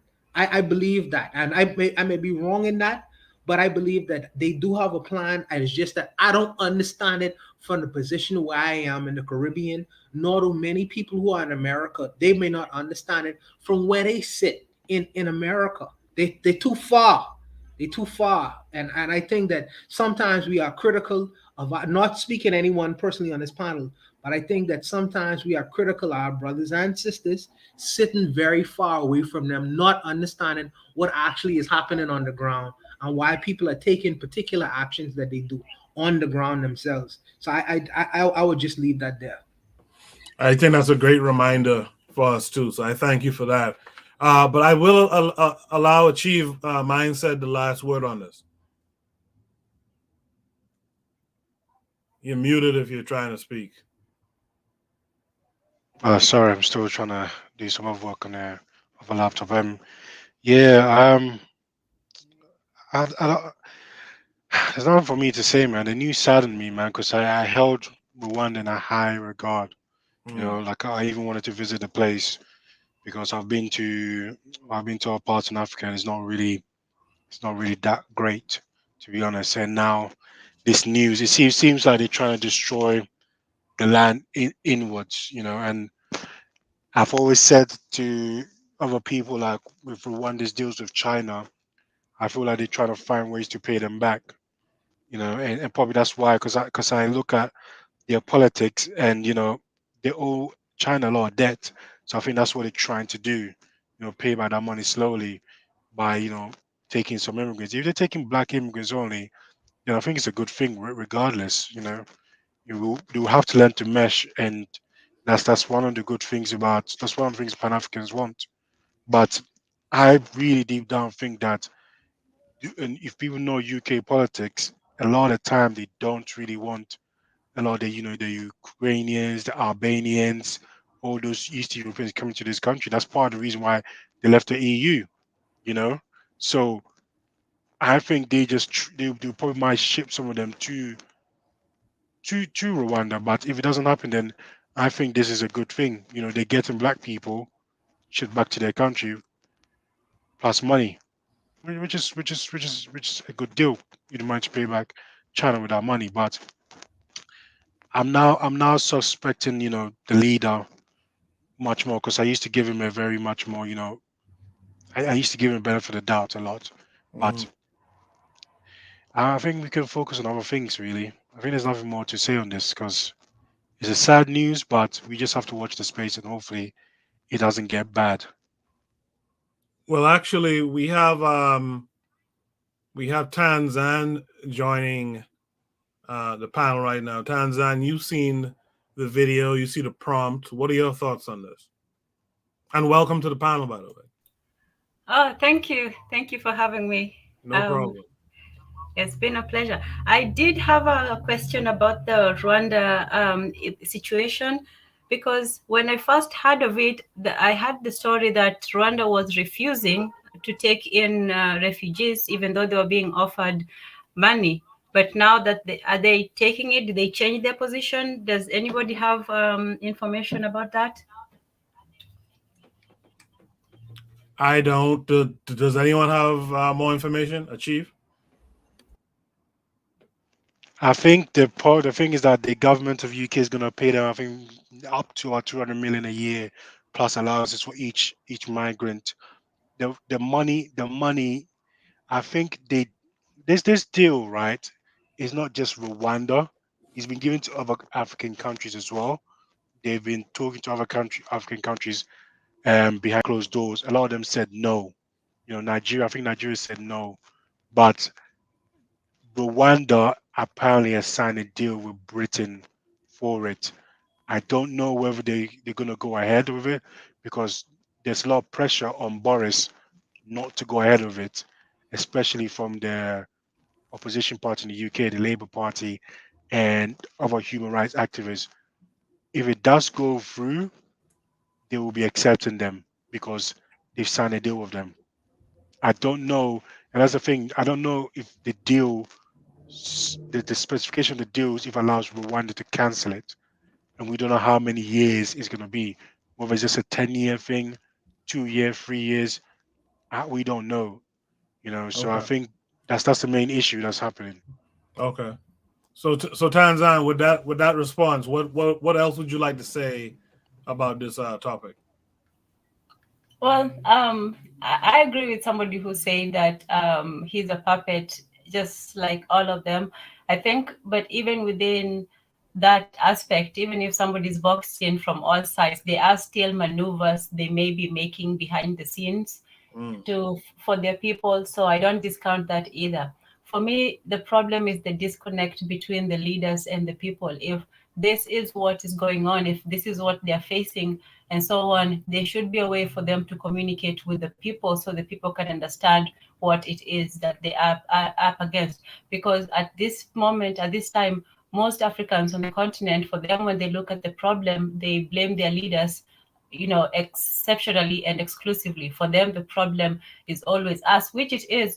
Some of the problems is us, but if we ignore the outside influence, then we will never get out of it, because we're just dealing with the symptoms, but the larger disease is still bearing upon us. So maybe that is what accounts for that seeming naivety of the people, because I'm sure the leaders know most of these people, most of them are educated in the West. They have very privileged backgrounds.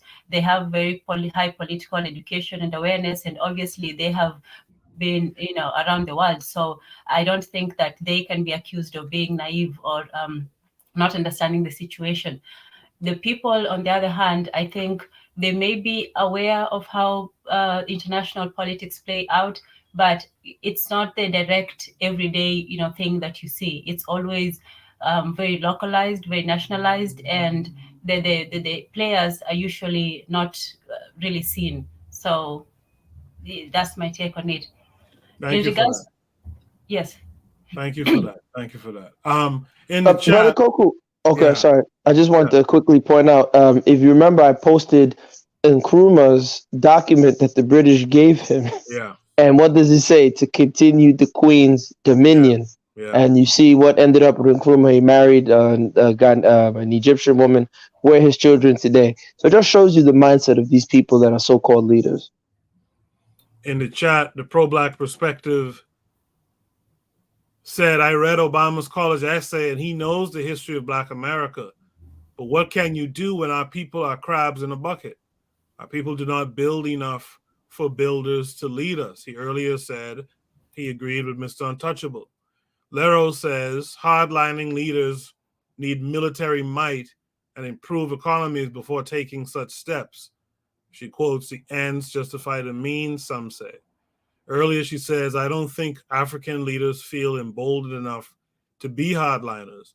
I feel Bobby Wine had the energy and realized that things get hectic out here and ended up running to the West. KW Don 7 earlier said Kagame has always been too chummy with Bill Clinton for me. After just joined, says joining late but glad to be here. We're glad to have you here, man. Glad that you've come back to check us out. Mr. Untouchable, was there something you wanted to say? One last word, maybe?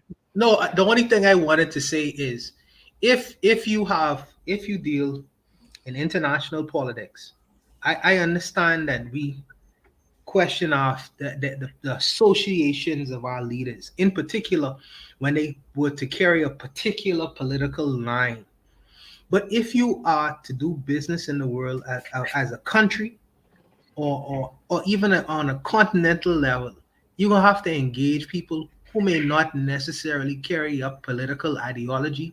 You may have to form relationships with people who you don't necessarily agree with all the way on as far as economy, or social, how people should live socially and things of that nature. That's how you do business on a global or even on an international or even in a country kind of level. You're going to engage with people you don't necessarily agree with all the way down the line. That's just the nature of international politics and how that works, man. You know what I mean? But that's what I wanted to say to that, man. I mistakenly skipped over Gas Them Up. Gas Them Up, I wanted to say something before I read the comments in the chat. Gas Them Up, you have the floor. No, I said it. I said that, if we look at Nkrumah and look at the document he signed, and then look at how he ended up and where his children today, it just shows you, to me, I don't have any expectations from any so-called African leader, because they're once you compromise, I'll put it like this: in order for your nation to be developed, you have to somewhat developed cars, roads, McDonald's, Walmarts. Okay, great. That means you have to have a strong military to control your resources. You have to have a tax base. Probably the best example of the most developed system in terms of industrializing was actually Germany. And they were a socialist country, National Socialist Party. Jose, I wish he was on the platform, because we did a great history on this. And so you have to have that. If you can't have that, I don't understand the logic of any African leader trying to so-called develop if you don't have those things in place. So then I would say, right, it would make sense to say, well, then, you know what? We need to take a step back and rethink how we need to develop so we can be able to, stay on par. And I don't think that that's the case. Everyone wants to have, London in Accra or Atlanta in Lagos, and it just, I don't know. It's just crazy. But hey, yeah. Achieve Minds said had sent this article out. I'll post it in the chat as well, saying Rwanda says it's not afraid of Chinese loans. Achieve, what did you want to get across from this article without me having to read the whole thing? Oh, no, it's just that the simple point is that I think, I think the brother, Mr. Untouchable, said about, the moves that they're making. I'm not upset with the move that he's making. I just feel like, what he's doing, right? This is the perfect phrase. He's I think it's said that he's stealing from Peter to feed Paul, or stealing from Paul to feed Peter, right? He's basically, it's like a Ponzi scheme. The money that he's gonna get from Britain from this whole migration thing might come with some attachments. The Chinese are also looking back for their loans, right? The repayment on their loans, as soon as possible, even though there was COVID, because I think his debt is about one of the people countries that's about nearly 90% of their GDP. So there is no smoke without fire. There is no smoke without fire. And I think I personally feel like this is a point in history where if things start spiraling out of control, this is the point where we can come from and say, okay, this is where things, started kicking off in a different direction. But yeah, but that's about it. Okay. All right. Let's go to Shoot the Breeze topic number 7 tonight. I want to again thank Tanzan for joining the panel. I hope to hear more from you as we continue to shoot the breeze. Topic number 7 says, only in Florida, Governor DeSantis strikes again by eliminating certain districts that are Democratic, aka black areas. This came with a link as well. Let me just grab it real quick. Yeah, this came with a link. We're going to check out this video, then we'll have a discussion about it. What may have been an unprecedented move, several black members of the Florida House staged a sit-in this afternoon, halting the vote on new congressional districts. Our Capitol reporter Forrest Saunders was there and joins us live now with more. Forrest, what exactly happened there? Well, Jameson, I can tell you what was expected to happen. This was largely thought to be a day that would just be a formality. I mean, the GOP majority had the votes needed to get these maps across the finish line. We always expected there was going to be debate from Democrats, but that there would be a vote and everyone would go home. That's not what happened. Here, check out this video. Representatives Angie Nixon, Trey McCurdy, and Yvonne Hinson, they forced a recess and they held the floor of the House with other members of the Democratic caucus for more than an hour this afternoon. They were protesting the governor's congressional map proposal ahead of its final vote, calling the boundaries an attempt to suppress black representation in the state. Now, when lawmakers did finally return, the GOP majority pushed through that map despite ongoing objection and chanting. Afterwards, some Republicans likened the protest to the January 6th insurrection in D.C. Rep. Hinson said this sit-in was necessary.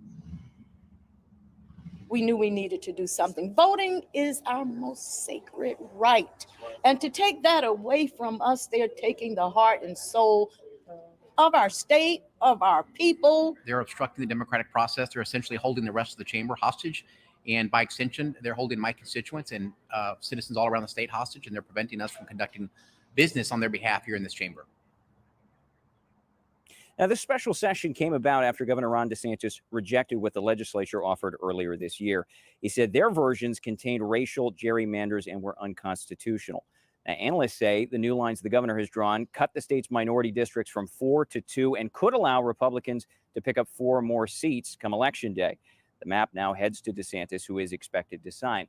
And you got to remember, these districts are likely to face legal challenges just as soon as the governor signs them, and he is expected to do that very soon. What happens after that is sort of a gray zone because we don't exactly know what's going to happen, but the time is ticking away here as candidates have to file by mid-June. It's like Lero has been in my head most of the night, man. She just said exactly what I was thinking after watching that video. Calling voting, quote unquote, sacred is crazy. Like, I mean, but anyway, let's start with Kevin Carre this time. Kevin Carre, what say you? Only in Florida, Governor DeSantis strikes again by eliminating certain districts that are Democratic, aka black areas. I mean, what have the Democrats done for black people? You know, you're on your knees begging and wailing for, you know, vote. What you said, voting is sacred. The voting, we have voted all this time and got nothing in return. What's the point at this point? We got to start building up economically. We have to build the ground floor first. You know, forget these politicians. We can't keep depending on these people. They're not doing anything for us. But as I said, them people on the video, they're like clowns. That's what they're like, clowns. I hear you. I just dropped the link again. If anyone who's interested who wants to join the live stream, join the panel, have your opinions heard, just click that link. You don't need any extra software or hardware. You could join from your phone and use the phone microphone. Tanzan, let's hear from you on this one. Oh, that's amazing that, you know, it just reminds you that everything, rights and powers that are given can easily be taken away. And sometimes you think that you have it. If you don't continuously fight for it, it just gets taken away. And in regards to equating with the blacks and Democratic, that's such a, you shouldn't just let somebody know that you're going to give them something, you know? But it's supposed to be the other way. The politicians are supposed to come and promise something, and then the people consider whether or not they want to take it. But you, as a group, you shouldn't just automatically say, "Oh, we're going." Even if we look at the white people, they don't. There's no party that is just them. They choose sides. They go from one to another. They switch alliances all the time. They're still loyal to one side, but if they feel somebody's not doing a certain job, they will change how they vote. So it's almost an insult to just assume that you already have a diverse group of people's vote automatically, and Black people should leverage their vote for something. You shouldn't just give it away for nothing, especially when things are being taken away from you increasingly. So that's all I have to say on that. Thank you. I appreciate that. Thank you. Yeah, sum up. What say you to this? Yeah, it's interesting. This is not new. These are the games that are always played in the United States. It seems largely political. Of course, he wants to make sure that his state remains Republican for the most part, I think.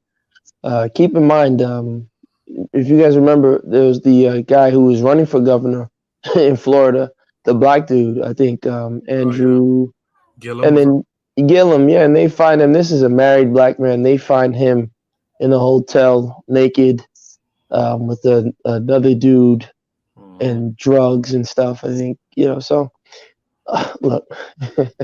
Wow. That Yeah. happened?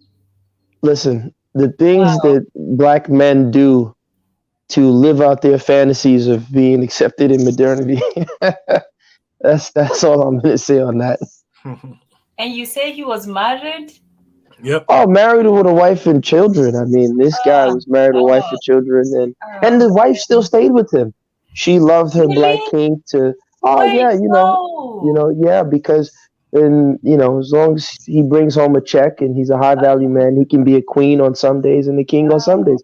She's fine with that. So, and they're all in the church, by the way. No disrespect to the church people. No, don't bring the. Yeah. Oh man, this is just this sounds like a crazy, like a drama story. It doesn't sound real.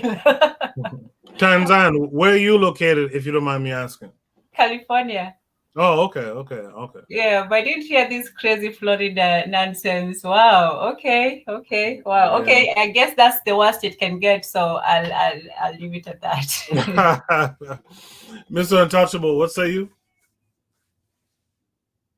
Hey, Tanzan. Tanzan is actually from Tanzania, right, Tanzan?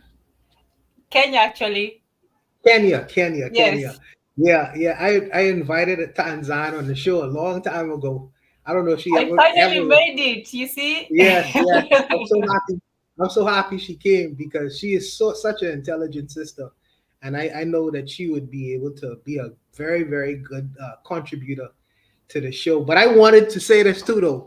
Tanzan, these brothers are my brothers. Most of them are from the Caribbean. I know we had this little conversation about Caribbean men, but these brothers are good. Yeah, these brothers are a good example of how Caribbean brothers think. Despite the fact that we from different places. So that's neat. We don't need to talk about that. Let's throw that out the window. But as far as the party politics goes, for the scientists and things like I think listen, I don't like to speak on these kinds of topics because the Black Americans say, well, I don't have a right to speak on it. In this particular thing, I would only say that when the lady says that she has a sacred right to vote, the only sacred right you have, I believe, is the sacred right to breathe. And I think that in living in the most freest economy in the world, and I think that taxes is what people in Florida, you only really, they really only go off the state taxes, not federal taxes. In particular, if you have a business in Florida, man. So I don't know. I think that they just need to maybe change their strategy in trying to get things done. But my brothers in America are vested into the voting system within America. I don't agree with it, so I don't necessarily have a big opinion on this particular topic. If I'm being honest. In the chat, Lero says, personally, I just think black folks should know our enemy by now. Collectively, we in a state of menticide. There's no future for the black race in America, and we should do with that fact accordingly. KW Don 7 earlier said DeSantis is Trump 2.0, healthier and younger. I'm not mad at him. He is doing what he's supposed to do. When will we? Right? Yeah, those are the comments in the chat. Thank you guys in the chat for those comments as well. But yeah, I mean, I think Kevin Carre said it, but it you know, we've kind of talked about this before, man. These guys, this is their spot, and they're trying to keep their levels, right? They're trying to keep themselves and whatever bit of power that they have. They're gonna do as some people in the Caribbean say, they're gonna cult the game. You know, they're gonna cult the game and they're gonna make it work for them, man. And that's just what it is. I just wouldn't be surprised. You know, I just wouldn't be surprised if I was in Florida and black. Nothing like this would just surprise me. You know, and I think Lero kind of nails it, man.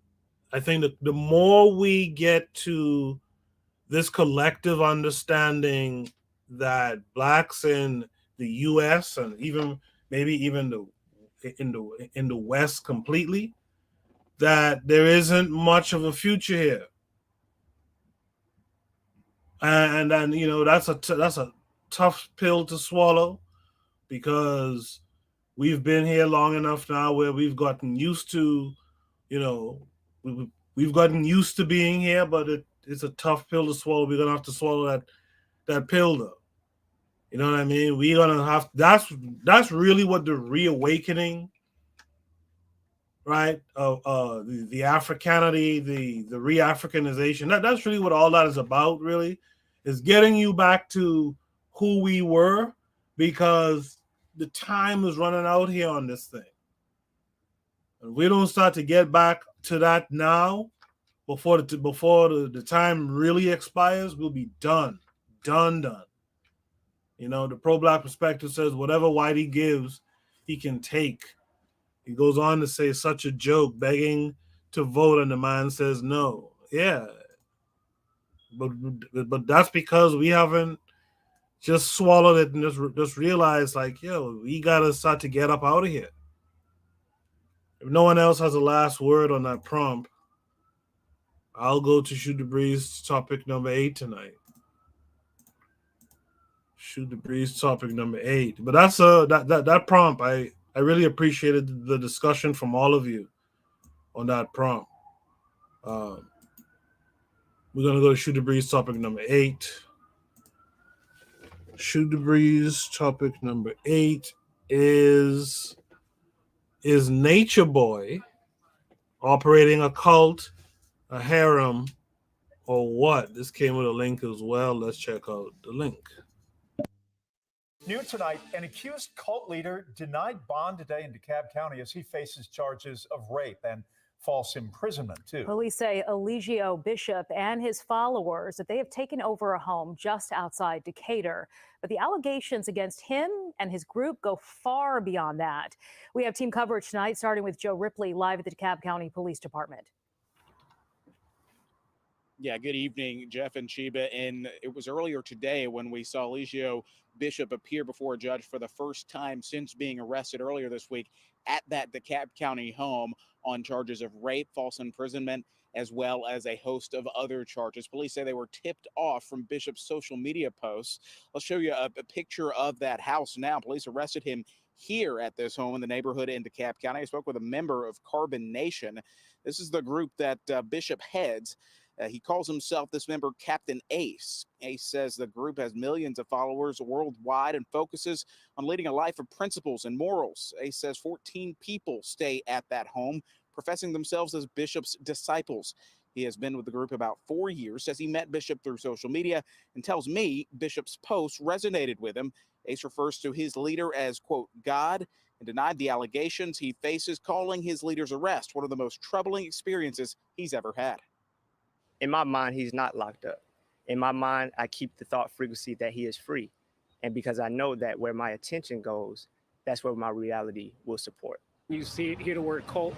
Obviously, in this day and age, you definitely want to do research as to what is going on. That is Patrick Henderson, a father. You can tell just from his comments, he's very disturbed, concerned by these allegations, as well as this group living down the street from him. He says if you see anything suspicious in your neighborhood, make sure you do your research and report it if it rises to that level of criminality. As for Bishop, he's going to remain in the DeKalb County Jail until Superior Court sets a new court date for him. All right, Joe. And before Bishop's arrest this week, we uncovered the alleged cult leader had a long history of problems with the law, and he has a big following on social media. Investigator Andy Parati joins us now with more. Hey, Sheba, he calls himself Bishop, Nature Boy, Christ. Those are just some of the aliases he's used over the past few years, all linked to his religious group with a history of problems in multiple countries. He thinks he's not locked up, but we are in a state of hell. This is video of 38-year-old Eligio Bishop posted on his YouTube channel, The Three God TV. It has more than 90,000 subscribers, where he regularly refers to himself as the Messiah and the Christ. I'm the return of Christ. He's lived in Georgia on and off since at least 2006 and is a former licensed barber. For years, social media posts and news reports show he and his followers bounced around South America, including Costa Rica, Nicaragua, and Panama, adding content to his prolific social media activity on Instagram, Twitter, and TikTok. Because they keep calling the cops over here, and I'm tired of We found hundreds of videos and posts, many laced with profanity and rants about the world. Being God is not cool. In 2017, he was accused of keeping a Canadian woman as part of his followers in Costa Rica. Bishop told the Canadian CBC news outlet that the woman was free to leave at any time. Outstanding. He was sentenced to 90 days in jail, and then he and about 20 members of the group were forced out of Hawaii for breaking COVID-19 quarantine in 2020. According to court records, Bishop has been sued twice for failure to pay rent, property damage, and was divorced in 2013. We have much more about this man and his wild history in this story on 11alive.com. Yes, indeed. Nature Boy. Nature Boy was a name I became familiar with during the early part of the pandemic. And I think he was in like Costa Rica or something at the time, and had something akin to a sex cult going on. If I remember, the accusations was he was laying up with men and women, and there may have been some, some sexual disease type thing going on as well. But other than that, I never really paid attention. Guys like him, Young Pharaoh, I'm familiar with them, but do I pay attention to what they do? No, I don't. Is anyone here particularly knowledgeable on who Nature Boy is, who could shed some more light on Nature Boy? No one, huh? Okay. Well, let's just get to the prompt then. From what you guys saw in that video, is Nature Boy operating a cult, a harem, or whatever the hell he's doing? Let's start with Kevin Curry 42. Yeah, I think it's a harem, man. I'm kind of familiar with him. Someone showed me some videos of him years ago. I wonder in Costa Rica, and he was one of his boys. He had brought his wife to that cult, and he ended up screwing the guy's wife, and then besieging the guy, telling him he was wrong. I said, man, this guy he's no better than the grifter. Right. They all come in different levels, and if you're that dumb to follow this guy all over the world, you get what you deserve. I don't know if I had checked in to see if Achieve is back in the last prompt. I may have overlooked him. Achieve, are you back? Yes or no? Okay, perhaps not. Yeah, I'm back. I'm back now. Okay. Achieve, did you get to see that story about Nature Boy? Are you familiar with Nature Boy? I'm familiar with Nature Boy. Not. I think he was doing videos arguing with who's it called? Polite and some other guys, but he's a very weird guy, man. And I think that all these guys who are cult-like, what's funny is that they always catch them on some sexual allegations, whether that's their nature or whether that's part of them, the normal way of bringing them down is by saying, hey, the person did some, this to this person here and there. But for me personally, what he's doing, he's just trying to make money off people. He and what's the other woman? I forgot the other woman's name. The woman, there was another woman that was also doing the same thing. Light skinned woman. She used to go around with the other guy Oh from, yeah. I forgot her name, but yeah, I think you know who she is. Layla And or something. Who, the one with Professor Griff? Yeah, that yeah, one. yeah, Yeah, she's her. called Perfect. Yeah, she Yeah, she yeah, I does the know. same thing. She built her own cult and stuff. I think this came after the era of Uma Johnson. I think people started realizing that you can create your own cult and make money off them, and that's the reason why a lot of these people exist.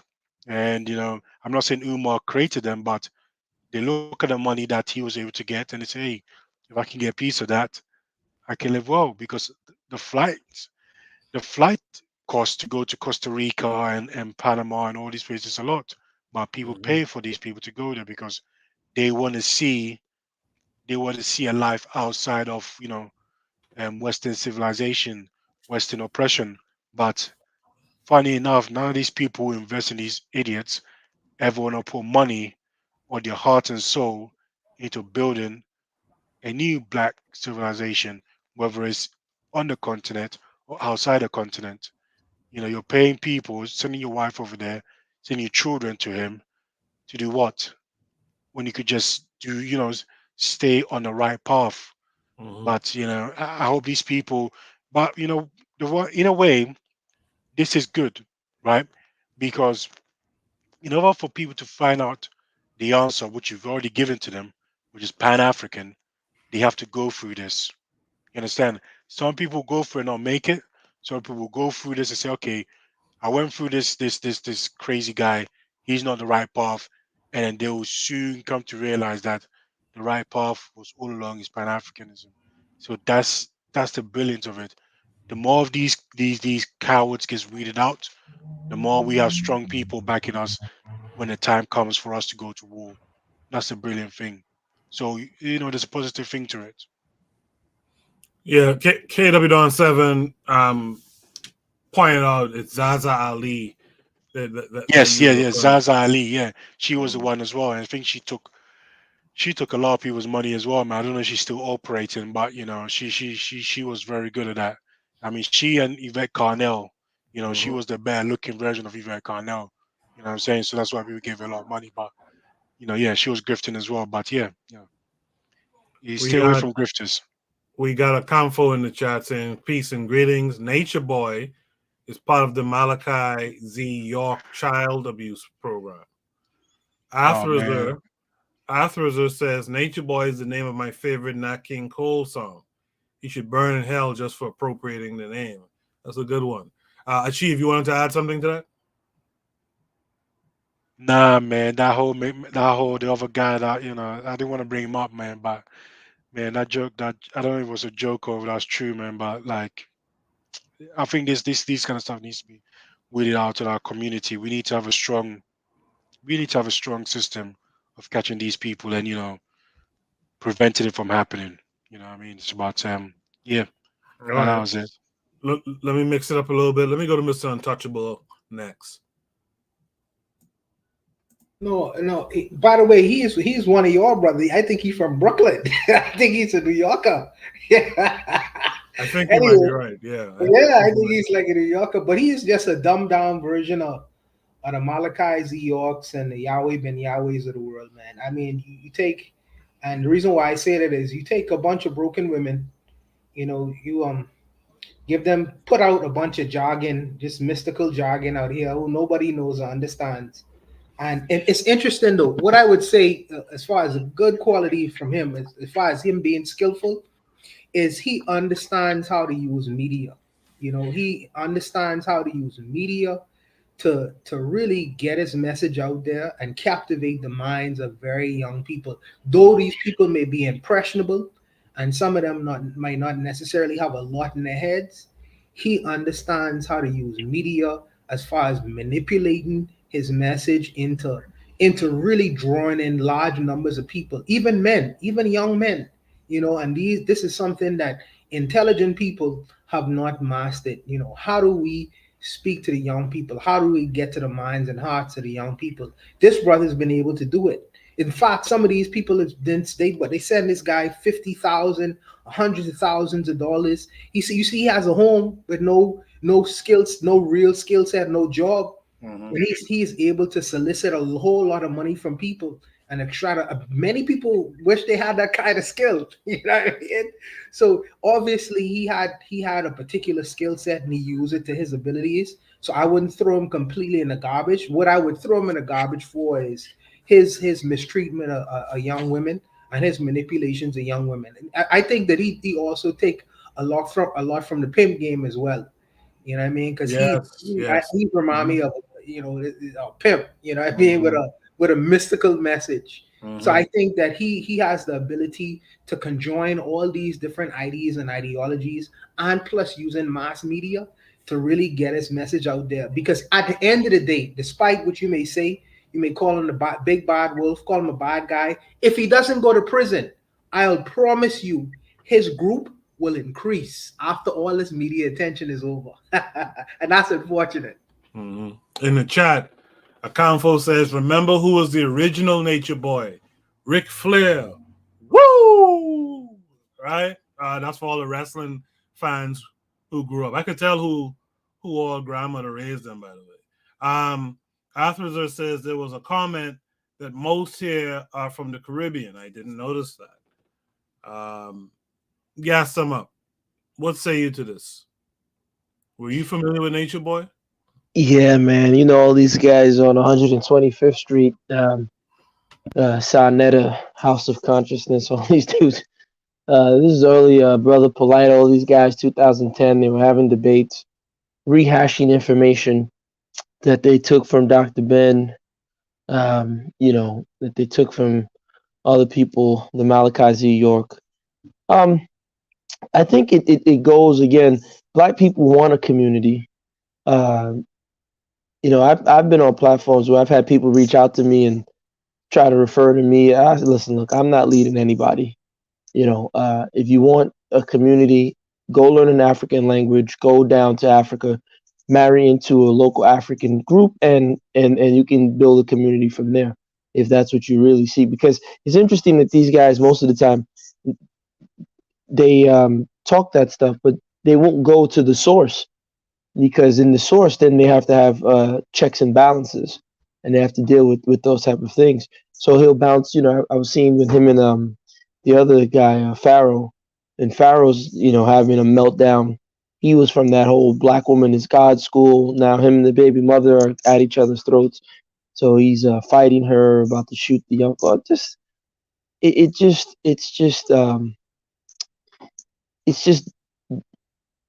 dysfunction. The blind leading the blind. Fela has a song before he died. It says, "In the country of the blind, the one-eyed man, the one-eyed man is king." And I think that's what we're seeing. So you get these guys who they study some stuff.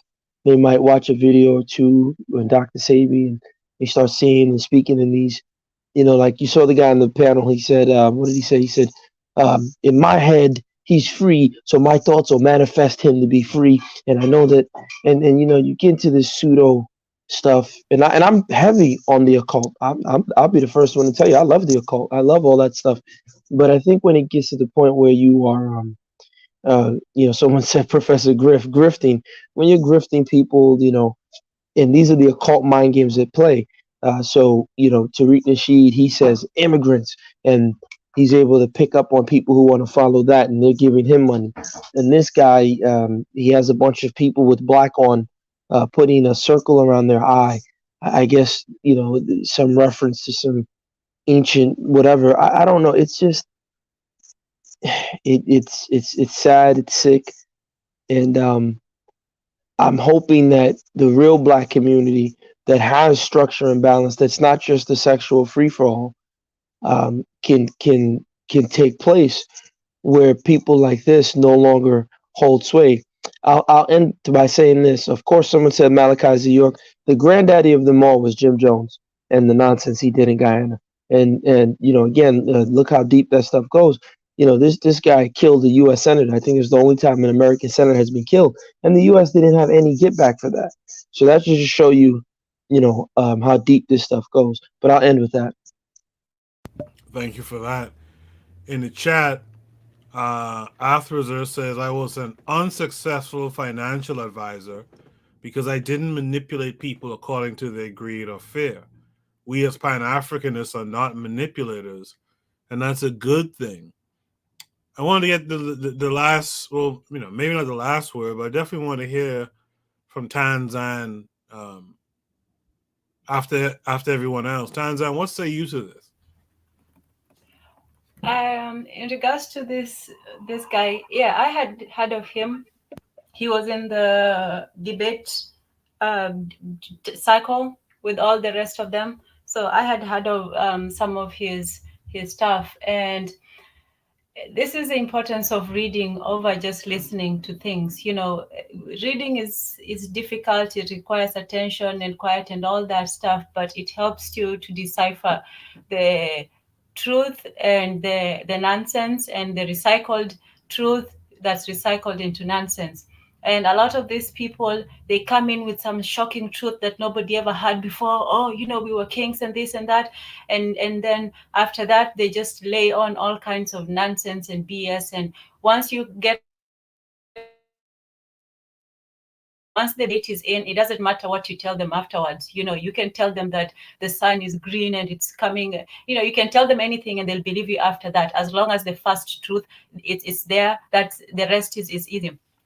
But when I was seeing that clip, I noticed how, someone said that he knows how to manipulate the media, but it also seems like the media is also manipulating the people by using him, because whenever you see, some black criminal, they're usually mostly in the mug shot or looking very rough. But this guy was shown wearing some diamond, a necklace and, clean cut. And I've seen pictures of him, like he's a rough looking dude. Like if you saw him, and then he's always like just naked and sweaty and all sorts of things. They could have gotten 1,000 negative pictures of him, but instead they showed him in his best life. They even had, the interview one of the followers, and it was almost like a glossy piece, like, hey, look at this guy and so on, and even though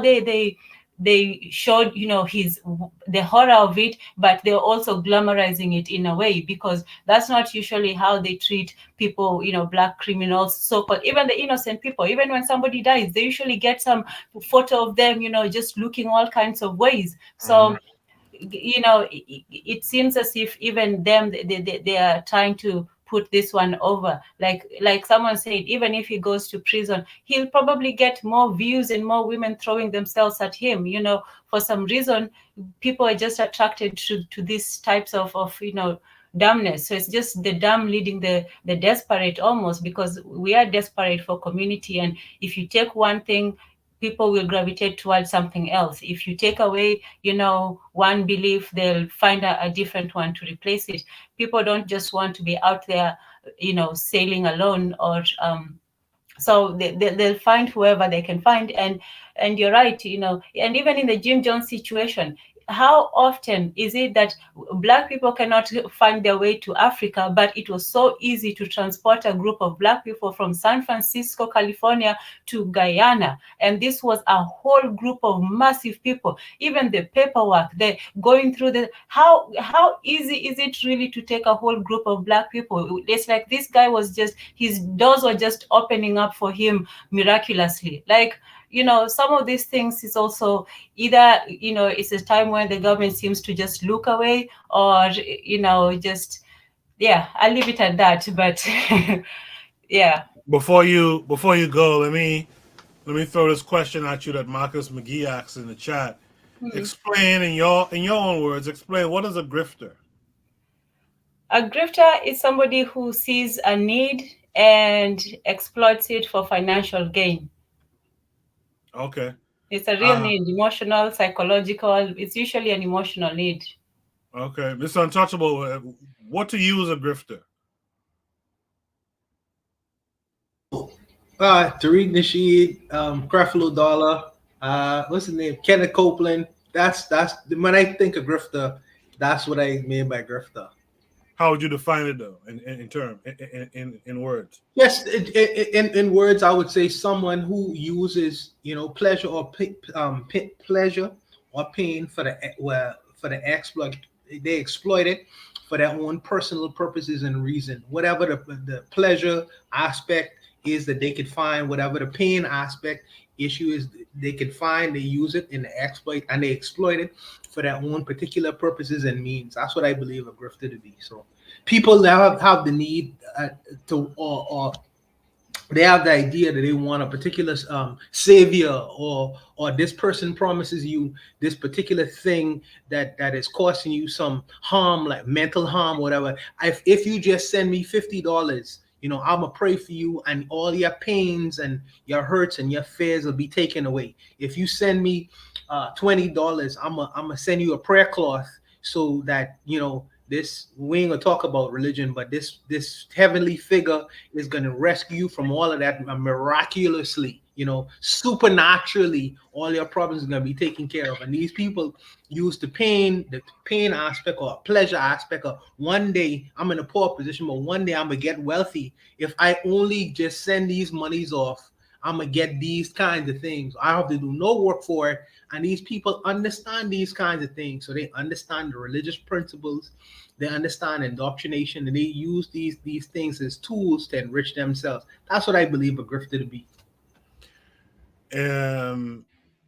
Kevin Carre, let's hear from you. What do you define as a grifter?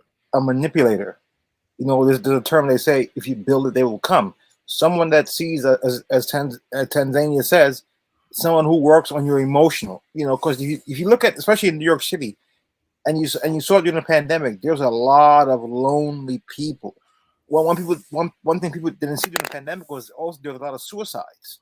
So there's a lot of emotionally unstable people that have a void that will never be filled, and these people pick up on it and they'll exploit them.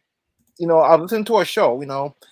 My mother listened to it. It's like a lady in Jamaica, and she was like matchmaking with people. So a lady came on that was like over 60. She told a lady, "Listen, I can't put you out there because I would feel bad if some guy, a young guy, comes in and manipulates you and take your money." But think about this to another manipulator or grifter, Charles Manson. Gas them up. How would you define, and what examples would you use of a grifter? The Vatican, the Pope, Bill Gates, the Gates Foundation. And what would be your definition of grifter? Tanzan already said it. People who are exploiting need, emotional need. You can add marketing, advertisers. They that's probably quintessential. How do you convince someone to purchase something that they may not necessarily need? In the chat, Arthur says, "Really appreciate the community you're building here." I appreciate the comment, Arthur. The learning curve, that's a revolutionary matron. She says a grifter is an opportunist. Earlier, the pro-black perspective appreciated Tanzan's definition. He said Tanzan definition good. So yeah, so that's everyone's take on that. Speaking of grifter, that's a good segue for us to go to Shoot the Breeze topic number 9 tonight. Shoot the Breeze topic number 9. Is the Chief still here? Okay, maybe not. Shoot the Breeze topic number 9 is we have to discuss the arrogance of these Democratic shill grifters called BLM. This came with a link, I think. Yep. Let's check it out.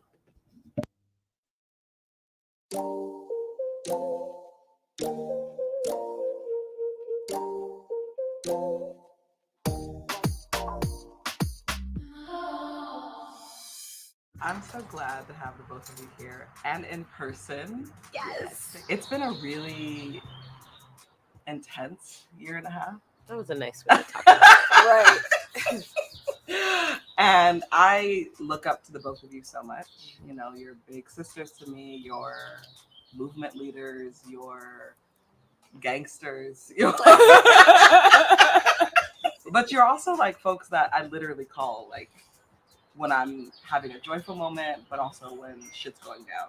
And I just want to ask y'all, like, it's gonna be a year since Freedom Summer, and a lot of shit went down.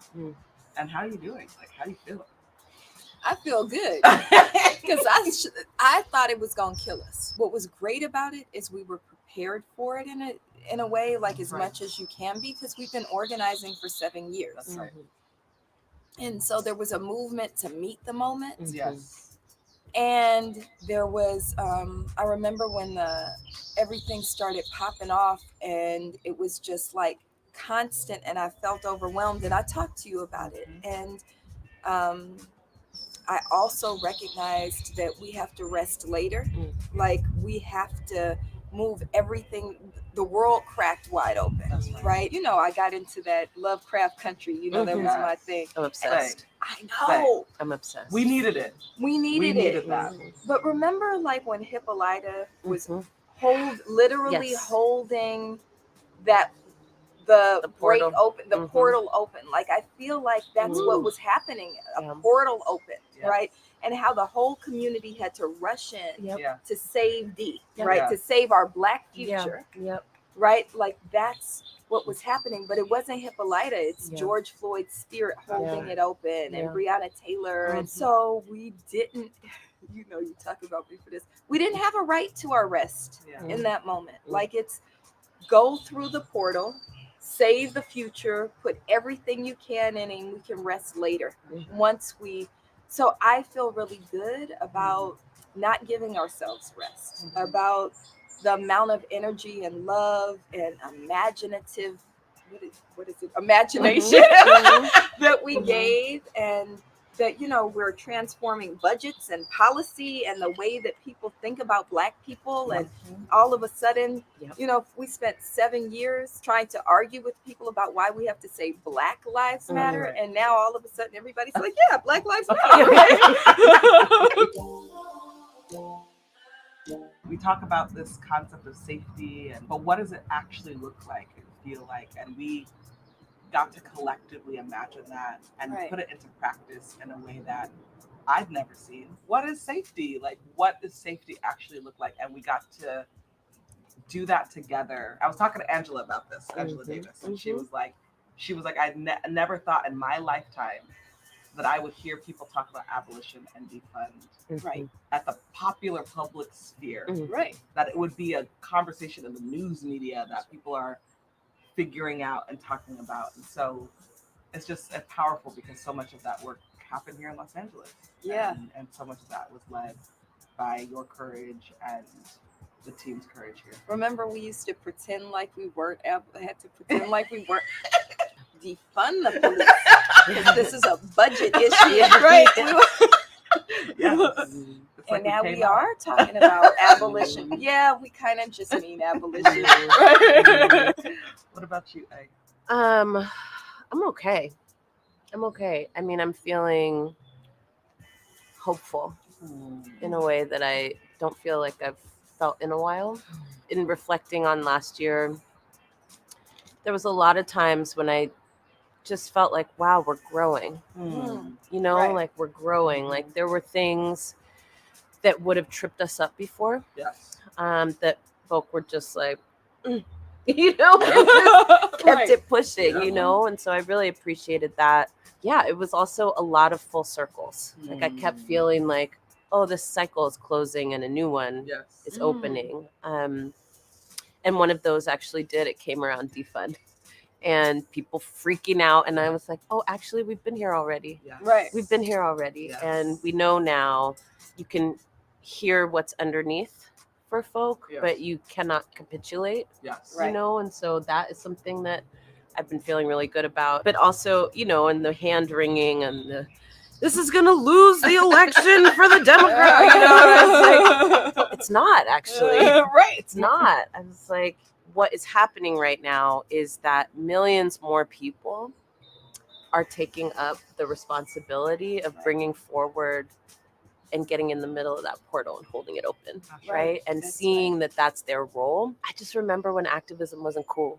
Yeah. It wasn't cool to say, Remember? I'm an activist, or I'm an organizer. You know, now everybody activist. I'm an activist. And you're like, okay, you know. And, you know, at the same time, it was also weird for me. I didn't go to one protest last summer. Really? Not one, honey. Tell us. I wanted to be in movement in a different role. And I just made a commitment to myself, just like around this concept of rest. What I wanted to do was lean into what I thought was on the other side of protests, right? Which always happens. You have this ebb and flow. And when the protests die down, you always get that conversation about, well, what rules are you changing? That's right. Do you know what I'm saying? Like, what actually comes out of this? And so I think the other thing, though, that happened was that I got super overwhelmed. You know, I think the rediscovery. People are like, what is this Black Lives Matter thing? This is amazing. How long has this thing been around? Black women started. No idea. You know, and I just remember, like, I would get stuff and I'd turn over my phone. I'd be like, no, child, no, I don't want to do that again. Yes. Right? And we have a different story to tell now, you know? So I've been sitting in that a lot, but I also started thinking a lot more about my own emotional health, you know, and really saying no to stuff and being resolute in the no. Because I started to like have anxiety attacks, actually. Like, it was so odd because all that attention again brings up all this stuff for people, right? And y'all, I don't have to tell y'all, but it brings up a lot of stuff for people, and they lay it at your feet and go respond to it. I'm like, I'm just minding my own business. That's literally what I'm doing. I'm trying to stay hydrated. I'm trying to stay in my lane, and I'm trying to mind my business. Like, why are we prone to this? So it just forced me to like take it serious, and I'm so glad. You know, I started riding my bike all the time. I love me some Pelly. You know, so I'm feeling good, and I'm feeling like we're winning. We're winning. All right, she's feeling like they're winning. That was gonna go on for another 10 minutes, by the way. So I'm gonna give you 7 minutes of it. Mr. Untouchable, what did you see there? I personally saw a female circle jerk, but you tell me what you saw. I saw 3 women, communist, Marxist, LGBT women, had the ability to take the death of a Black male person, right? Change the agenda of the so-called, you know, police murders and whatever. It's the harming of Black people.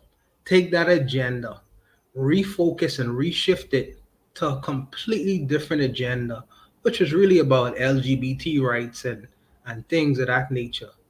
And they've been able to solicit $90 million, or even hundreds of millions of dollars for their particular cause and effort, where their particular cause and effort don't even necessarily touch the majority of Black people. I think that these women are extremely skillful in what they have done. I think that they was busy in the business of being busy and trying to get their agendas done. Yes, I have major criticisms of what these women, what their agendas were, but the fact that they have been able to do that, I think that this group should be studied. That's what I think. You don't think they had help? Of course they did. They had major help. I think the so-called Black left, these are what I consider to be radical integrationists. But she did mention Angela Davis and her sort, her ilk, and you have the Hillary Clintons of the world, and then you have the homosexual guy from Amazon. I forget the person who Bezos, person who was one of the major contributors to that organization. But I would say that I think that whatever they have done, see, I understand listening to this hurt my ears too, because I am repulsed by these women. But I also, to remove the emotion off the board and just look at it as a cold hard strategy for what they actually got done. You know what I mean? And I think that we make the mistake in just completely ignoring these people. You know what I mean? And what they in fact got done, because we are repulsed by what their message is. I think that you could learn and strategize behind what they actually got accomplished. And granted, they got into bed with a whole lot of people we may not necessarily ever want to get into bed with. But if you want to get certain things done in this world, in this time, in particular, your particular message, I think that you should study BLM. They are not they are not for black people, no, but I think that they should be studied. That's what I think. In the chat, I like something Arthur said here. He says it's always tempting to study manipulators, but their success is not reproducible by sincere people. Earlier, he said, I was going to say a lack of male energy. Glad you said it. Marcus McGee said, man, the Black Liberation Movement was the real BLM. Shaking my head. Tanzan was in the chat saying, save us from this nonsense, please. Let's go to Tanzan. Tanzan, what did you hear? What repulsed you the most in this video?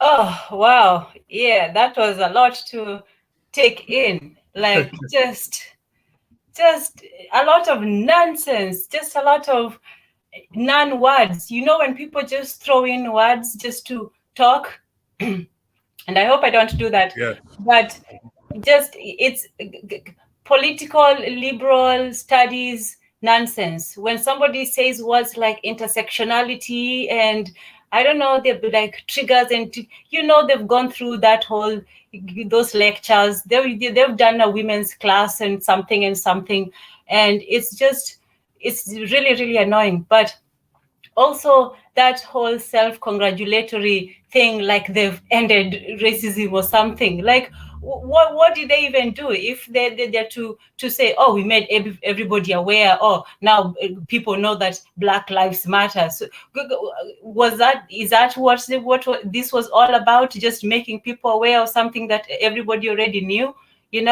So it's very arrogant of them. It's very to hijack a whole group's, and it's not even, was not even an elected group. They just volunteered to go and speak on behalf of Black people, and then they just started, including everything inside the mix until the message was completely lost. And they won, of course. They seemed to be very happy and content, and just that lady was just cackling all over the place like she just won the eating contest, which she seems to have. But they were just so happy with each other, like, oh man. And this whole thing was supposed to be about police brutality. There was no mention of that at all, just awareness. Okay, so I'll say that for now. Okay. Arthur in the chat said, what was the most disgusting part of that meal? LOL. KW Don said earlier, is the lady on the right Black? I was wondering that when I first saw her as well. Who was she? I did. I was surprised when she said that. What lady? What? Is this another Dolly's situation here? Like, exactly. I was taken aback at that. Exactly. Okay. I was shocked. Yeah. I was shocked as well. Let's go to gas them up. Gas them up. What say you to this? Well, I saw divested women. I saw gangsters, as they said, and they were talking about a Black man who died that none of them would submit to in marriage. And ultimately, I'm sorry to say, but it does seem, not just in America, but even on the continent, but largely in America, that at the heart of all these so-called resistance, revolutionary, whatever movements, it's really just capitalist consumption. Because here you are, I think Audre Lorde has the book Using the Master's Tool to Fight the Master or some stuff like that. I don't know. But here you are. You have these women in this house that George Floyd never got to enjoy such a luxury. I know Lero's from St. Louis talking about D-Ray, the guy who they found him burned alive in the trunk of his car, where Black Lives Matter was starting, the real Black Lives Matter. You know, a lot of those leaders were killed. And you got these people who are in some summer house that looks like somewhere Martha Stewart, enjoys her life. And it's just, this is why I don't take it serious. I don't take them serious at all. I just, when over here on the East Coast, when I see these type of people, whether they're men or women, I run. I cross the street. I don't go near them. I don't have any conversation with them. They'll try to talk to me. I think I told one the other day, and it was somewhat rude, but I don't care. I said, sister, I think you should be talking to the white guy across the street. Stay away from people like me. So I stay away from these type of people. But yeah, that's all I'll say. Mr. Untouchable, I didn't go to you. I have a question. If the Marxists and if the LGBT people could get a bunch of Black lesbians to carry their message to the extent that these right now people are America's debating policy off of I know the sisters say, well, what have they done? These people getting ready to defund the police and have defunded police programs in the United States to a point to where the president of the United States was speaking on it. So I mean that their issues did take hold and have some effect. I would say that. And and a lot of LGBT Black organizations were heavily funded by this particular group. I'm wondering, I'm just wondering if I was to take a bunch of white women and put ideas of Black nationalism in their mouth, would Black people begin to listen to them? Because they don't listen to us when we talk about that. So I'm wondering if we could get some Susie Homemakers to start talking about Black nationalism and get a whole lot of Black people to organize under a whole lot of just three white women from the suburbs. I don't know. I don't know. Well, you see what they did to the Dixie Chicks. Gas them up. Go ahead and then Tanzan. No, I said you see what they did to the Dixie Chicks, and then that other white lady who goes around telling all the white people, stand up if you have green eyes, move to the back. They don't care. Yeah. Tanzan. Oh, sorry. I was just saying that I think the Black Panthers already tried that. They had those Beckies in the organizations, and one of them turned out to be working for the CIA. Very true. Very true. Kevin Carre, you're up next. Wait, say that. I'm sorry to cut you up. She said Jane Elliott was working for the CIA? No, she said the Black Panthers tried it. They had Becky's in the Panthers, and come to find out, one of them was working with the CIA. Oh wow, I didn't know that. Yeah. Tanzan, I just briefly. Yeah, the Black Panthers were never nationalists. They are radical integrationists. Yeah. They wanted to they really wanted fairness in the United States of America. They didn't want to separate from America. That's something a little different, sister. Okay. Thank you. The pro-Black perspective in the chat says, honestly, one of the earlier Black conscious videos I heard was from Uhuru Movement.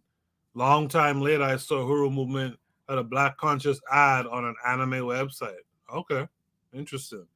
Kevin Carre, what say you to all this? Yeah, all I saw was some well-fed so-called activists just pushing it right in our faces, saying, "Hey, look, we did what we had to do. We grifted your money, and I mean, what really are you going to do about it?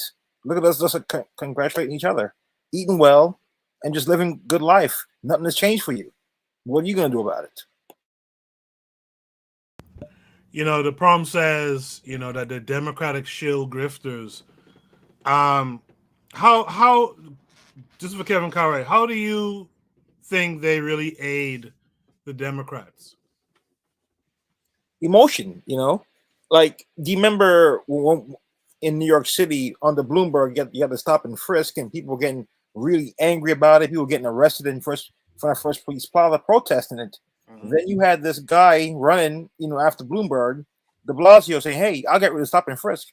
So they're gonna gravitate to whoever's saying they're gonna do. They're gonna get rid of that annoyance. So yeah, they use emotion, like, "Hey man, this guy's gonna do something about the police. Just vote for this guy, or just vote for this guy, or just vote for blue no matter who, because they're gonna help you." And then when the people get in, don't do anything. So it's all about emotion. Just like we talk about with the grifters, the manipulators, they're just the same thing. Interesting. They ate it when you have to ask yourself, oh, what is the Democratic agenda? I can't remember the time was calling Barack Obama the first LGBT president. These people are LGBT people. In fact, this is what you consider as the black left. And they see women on a bunch of women and no man in sight. This is what the Democrats want. Girl, you could do bad by yourself. You know what I mean? They don't have conservative values, or in fact, they try to displace the so-called traditional family. This is what the BLM organization, as far as the leadership, is trying to do. They don't believe in, like Gasabuk was saying, subjecting themselves to what they consider to be the so-called patriarchy. Needless to say, the black patriarchy, which is the black head. They don't want that. So I feel like they are aiders and abettors in what the Democratic party is trying to do. They are shills. They support them. These are what you consider to be black leftists. This is why I say, even though a whole lot of people vote in America, vote for the Democrats, black folks vote for the Democrats, I think it's really and truly, it's a slippery slope, man. It's a slow walk to oblivion. You know what I mean? You walking off a cliff. Thank you all for that. I think we could go to Shooter Breeze topic number 10, unless someone has a last word they'd like to put out. If not, we'll go to Shooter Breeze topic number 10. Shooter Breeze topic number 10 says, people are tired of the mainstream propaganda press. Let's check out the link that comes with this one as well. What happened? Who thought that there would be millions right out of the box instead of, are you surprised, 10,000? 10,000? Well, I'm not surprised it's that low, Joe, because they made a classic hiccup, which was that they weren't available on Roku at launch. Now, they know why that's a problem, because their sister company, HBO Max, also wasn't available on Roku for a very long time after they launched. Roku has about 30% of the smart TV market. They finally closed that deal on Monday, so maybe the numbers will get a little bit better. But to your point, Joe, I think a lot of people, after Axios reported yesterday that CNN was expecting 2 million people to pay in the first year, about 15 to 18 million within 4 years. I think a lot of people were surprised by those projections. And namely, that's because if you look at the other competitive news subscriptions in the market, take a look at the New York Times, which has been trying to crack the subscription code for years. The New York Times has about 10 million subscribers right now. And so for CNN to think that they would be able to close that gap up to 18 million in 4 years, it absolutely seems very high. And to your comments at the top, Joe, I would expect cuts at CNN Plus as a result of this sort of scattered rollout. I mean, I even look at you look at Disney and the start Disney Plus had, amazing. But even Peacock, pretty good, millions. It starts with an M, at least. The difference is Peacock was ad supported. Obviously, they do have a premium tier. And what they're trying to do with CNN is they're trying to get people to pay full stop. But even paying for Peacock, even the paying numbers are a multiple of what you're seeing with this. What is CNN Plus? What's the hook? What is it going to give me? Maybe it's going to cover breaking news.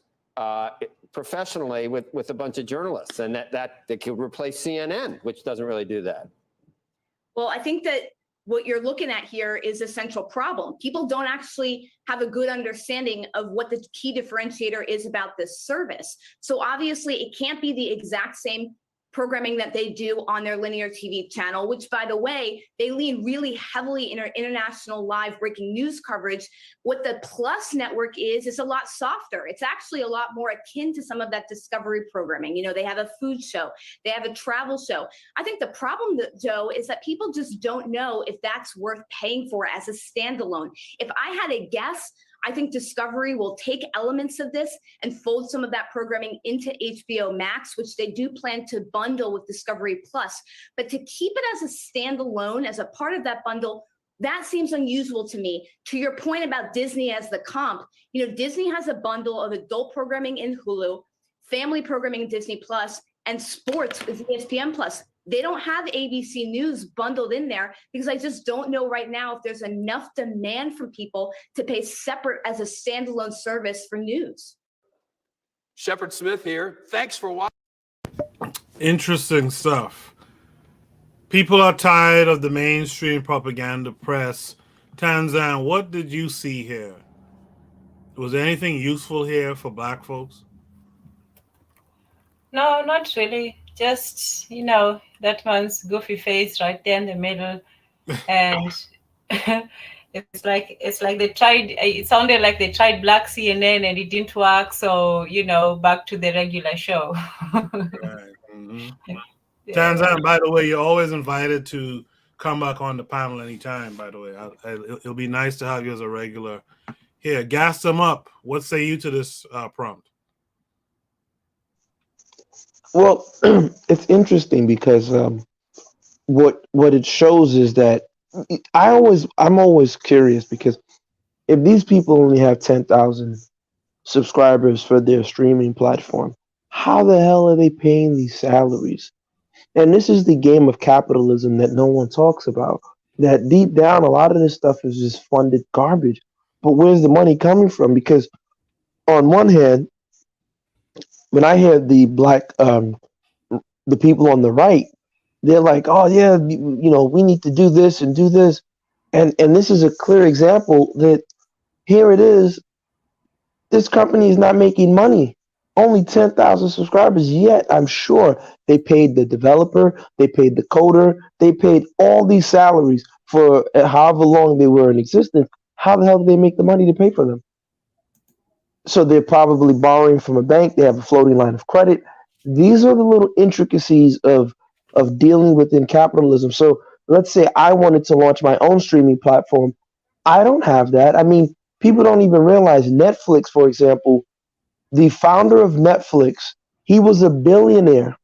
Netflix was broke for, I think, the first 10 or 12 years of his existence. He was able to fund it. You know, it's funny you bring that up because I think it was D-Web on Twitter was talking about that for some reason like a day or two ago. He was saying that Netflix has never made money, really. It's never turned a profit. Almost none of them have. Yeah. Amazon has never really turned a profit.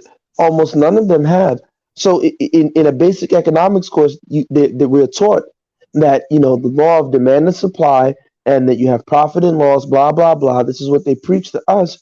But we're not seeing the underlying games of capitalism that are at play. We're not seeing state intervention that's at play that allow, for example, Walmart to open up in every small town.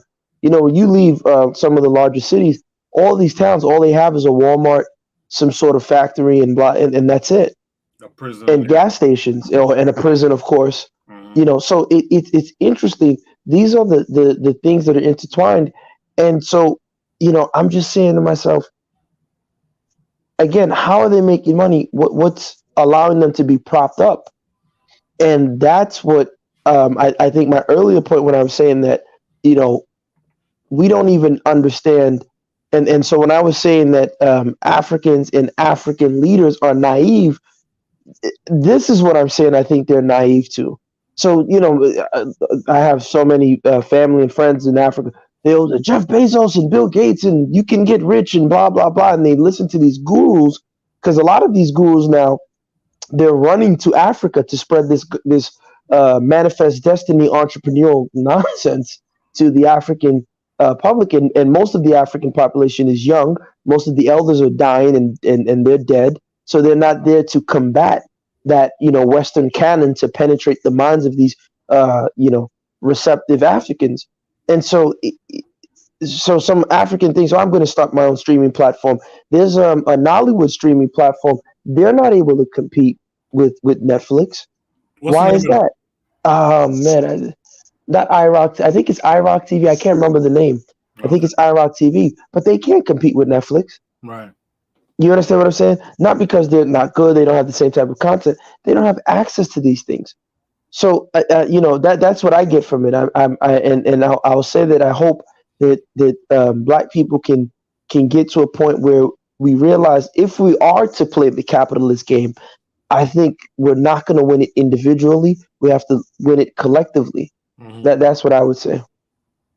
Let me switch it up. Let me go to Kevin Carre 42. What say you to this prompt? I'm gonna say we have to say what he just said. We have to come together as a collective to start supporting things like the Bitter Medicine podcast.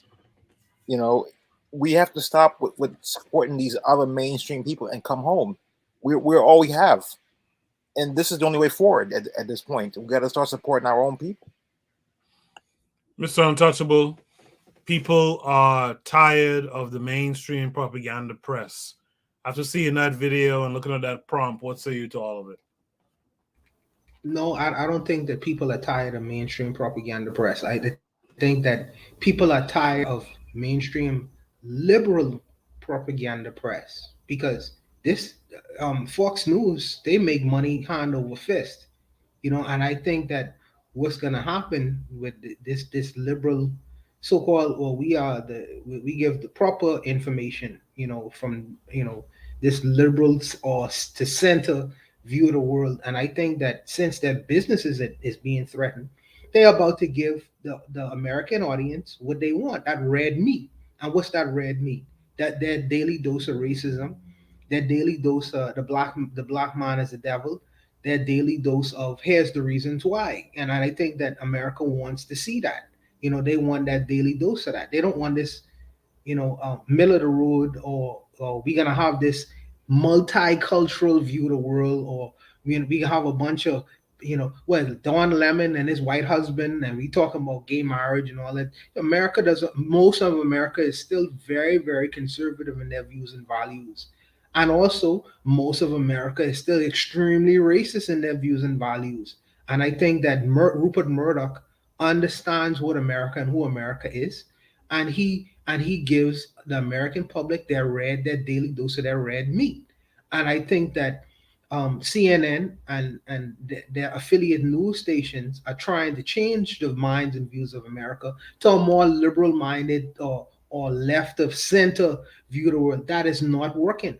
And I think that if a smart businessman who understands that, hey, my viewership going down, let me give America their red meat.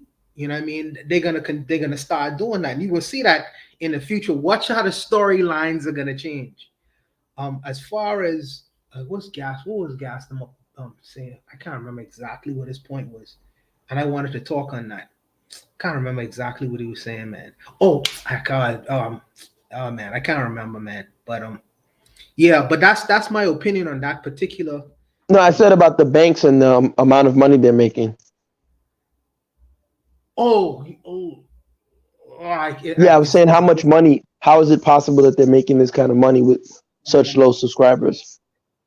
And then he went into some other subject. I forgot, man. It'll come to me. But I'll just end on what I spoke on just now. But yeah, I'll in the chat, the pro-black perspective says, I think they're saying the subscription is low. It's a new service. After Reserve says banking relationships, all you have to pay for is the debt service. If we don't have anything else to add to that, I have one last point. Go ahead. Yes. Yes, in relation to the media, I think the media is not so much a profit, but a tool to reach the masses. So whether it's profitable or not, it's a tool not just to reach them, but also to hold their attention and to distract them, let's say, from politics, because politics is also a distraction. But if you, it's like a nanny, it's like keeping them, entertained while you do what you need to do in the background. And in regards to, government interference, there was this, documents released that it was, I can't remember the operations, I can't remember everything right now, but it was an operation where the government in the 60s, they put in every single major station, they put one of the people in there just to monitor the news and, to get the right kind of information out there. So there is direct and financial leverage. And so, of course, they have to prop it up. They have to prop up all these industries so that they always have the attention and, the mind of the people. Because, if people, they're not afraid of them, but if people do go a certain way, if the attention is not held, either there will be anarchy or there will be resistance. And, it's best to just keep them quiet. So it is a tool that's being used. And if it doesn't work, they'll throw it away and try something else. They're always trying various forms. So whatever you like, you'll find something, for you. So that's it for me. I appreciate that. Coco, I just want to briefly come respond to So Gaslam was talking about the iRock TV, which is a streaming station out of, I think it's Nigeria. I can't remember exactly where it is in Africa. And he was making a comparison to Netflix. And this was my argument with Azuli the last time. I'm talking, and my argument with him was trying to swim in a market you don't necessarily have to be in. You know what I mean? It's like you are in a market that caters to a specific group of people. I would heavily market iRock TV to the continent of Africa and Black nations who want that kind of messaging, that kind of stream. You know what I mean? I wouldn't, if that would be a different market than what Netflix is trying to, who their audience is and who they trying to sell their content to. You know what I mean? Their content may even be bigger. I wouldn't try to swim in that market. I'm gonna try to swim in the market that I belong in. You know what I mean? And my gripe with Azuli was he is a French-speaking Black person from Haiti. You know what I mean? And I understand as he has an American passport, he's in America. But he has a large market in Africa as what? I think a large portion of them speak French. You know what I mean? They would be interested in his kinds of stories. Why would you? Maybe it's just me and how my brain thinking. I'm thinking of myself, I would try to go to that market and swim in that pool rather than selling my stories in a Hollywood pool, which is it's so unfamiliar to what is familiar to me. I would try to swim in the pool that I'm familiar with, man. I don't know. Maybe it's me. No, I feel you on that. Azuli, if you're listening, hop on. This is the last topic. I could throw up a bonus, and we'll end the show at 11:30. I could throw up a bonus. In fact, I'll throw up a bonus.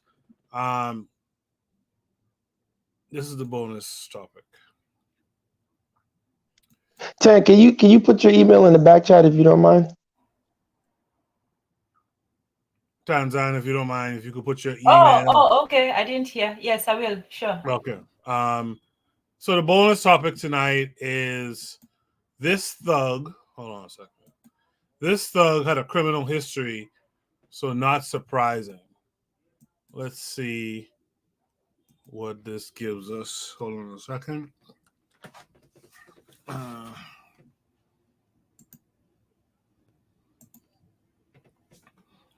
So this seems to take us to another post.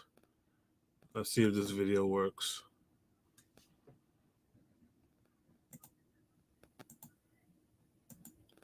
On a plane, cell phone video shows former heavyweight boxing champion Mike Tyson there throwing several punches at a fellow passenger on a plane before leaving SFO.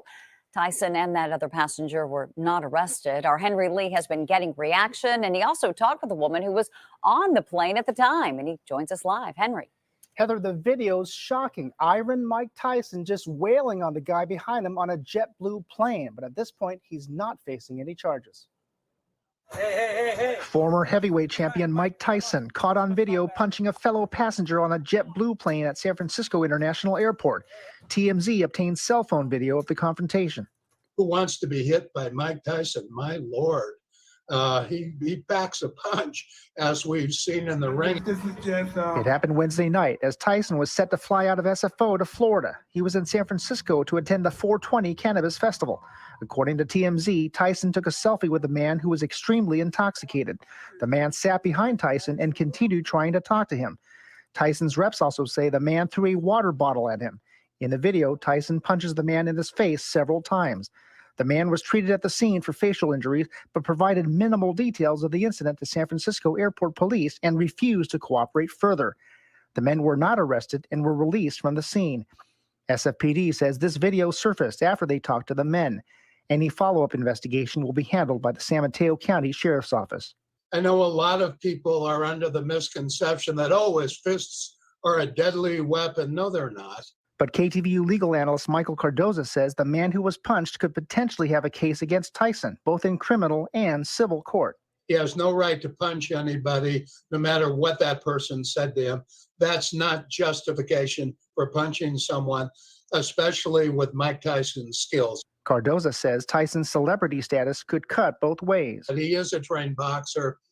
That certainly would cut against him in a courtroom should it ever get to a jury trial, which I doubt it ever will. Cardoza had one word of advice for Tyson. Get anger management, Michael. Now, Sarah Birchfield, a Berkeley woman who was on that plane, tells me she had seen the drunk man at the airport bar and was annoyed he was on her flight. She says people should know when to back off and leave someone alone. No word on whether Tyson and the man he punched will be allowed on future JetBlue flights. Now, we've reached out to the airline, but have not heard back. Live in the newsroom, Henry Lee, KTVU, Fox 2 News. Yeah, it was certainly clear there, Henry, that Mike Tyson had had enough of that passenger. Henry, thank you. All right. Yeah, I'm glad that had a video. It cuts down on me having to read that story. Man who Mike Tyson punched on flight has a long criminal history. The bonus prompt says this thug had a criminal history, so not surprising. What do you guys take from this story? Let me start with Gassed Him Up this time. You're muted, Gassed Him Up. All right, maybe Gassed Him Up is not there. Let's go to Mr. Untouchable. Mr. Untouchable, what did you take from this story?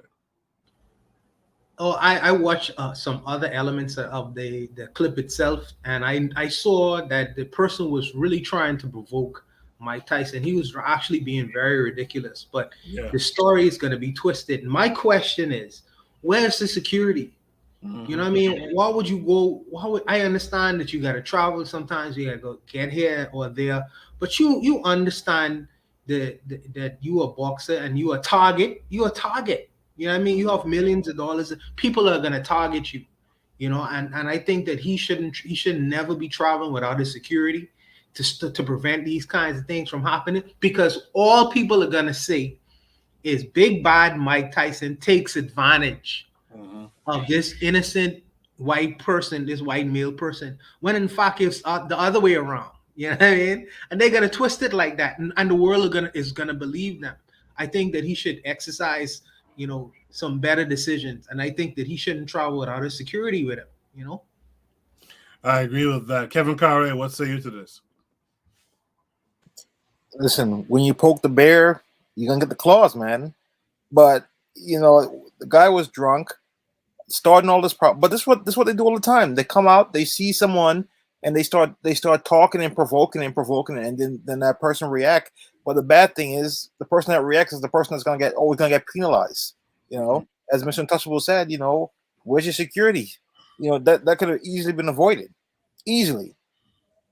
Yeah, like someone like Tyson has to have that buffer, and that buffer is a bodyguard. Let the bodyguard put in that work, and not yourself. And if it's a bodyguard for a guy like Tyson, you know it's supposed to be one bad MFer, right? Tanzan, did we get your thoughts on this one? I don't think so. Yeah, it just looks like the guy was provoking him and he decided to act. but it would have been different if it was just two anonymous people. But he would have known that it would get out and so on. So maybe I don't know if walking away is an option or if that's being cowardly or whatnot. But I think before he even threw the first punch, he knew how it was going to look, because whether you're in the right or in the wrong, you're always in the wrong if you're black. So, in a way, he should have a buffer. Like you say, he should have somebody there, even if it's just one person that he's traveling with. There should be somebody who says, hey, you can't do this while he goes and gets, because it's not his responsibility to take, security. He should go and get the airline people are supposed to be, even for this is a case of drunk people. The airline should have a policy about unruly passengers. Why did they let this person just continue haranguing him for that long? Where was the people who work there? They should have come and tried to intervene. The usual, so in any way. But the only thing he could have done so he doesn't look bad is either just walk away or have somebody handle it for him. So yeah. The pro-black perspective in the chat says water bottle is assault, though I guess you can't claim self-defense. He goes on to say, not too mad that white boy didn't press charges. Yeah, I was impressed by that too, actually. Pro-black perspective says, I think Whitey was a fan and a stupid aggressor. Wait, I think he lawyered up. Pardon me? I think he lawyered up. The white boy did? Yeah. Oh, okay. Did Gas Him Up come back yet or no? Maybe not. Yeah, that's my last topic for tonight, really. I would have loved to have heard from Gas Him Up on this one.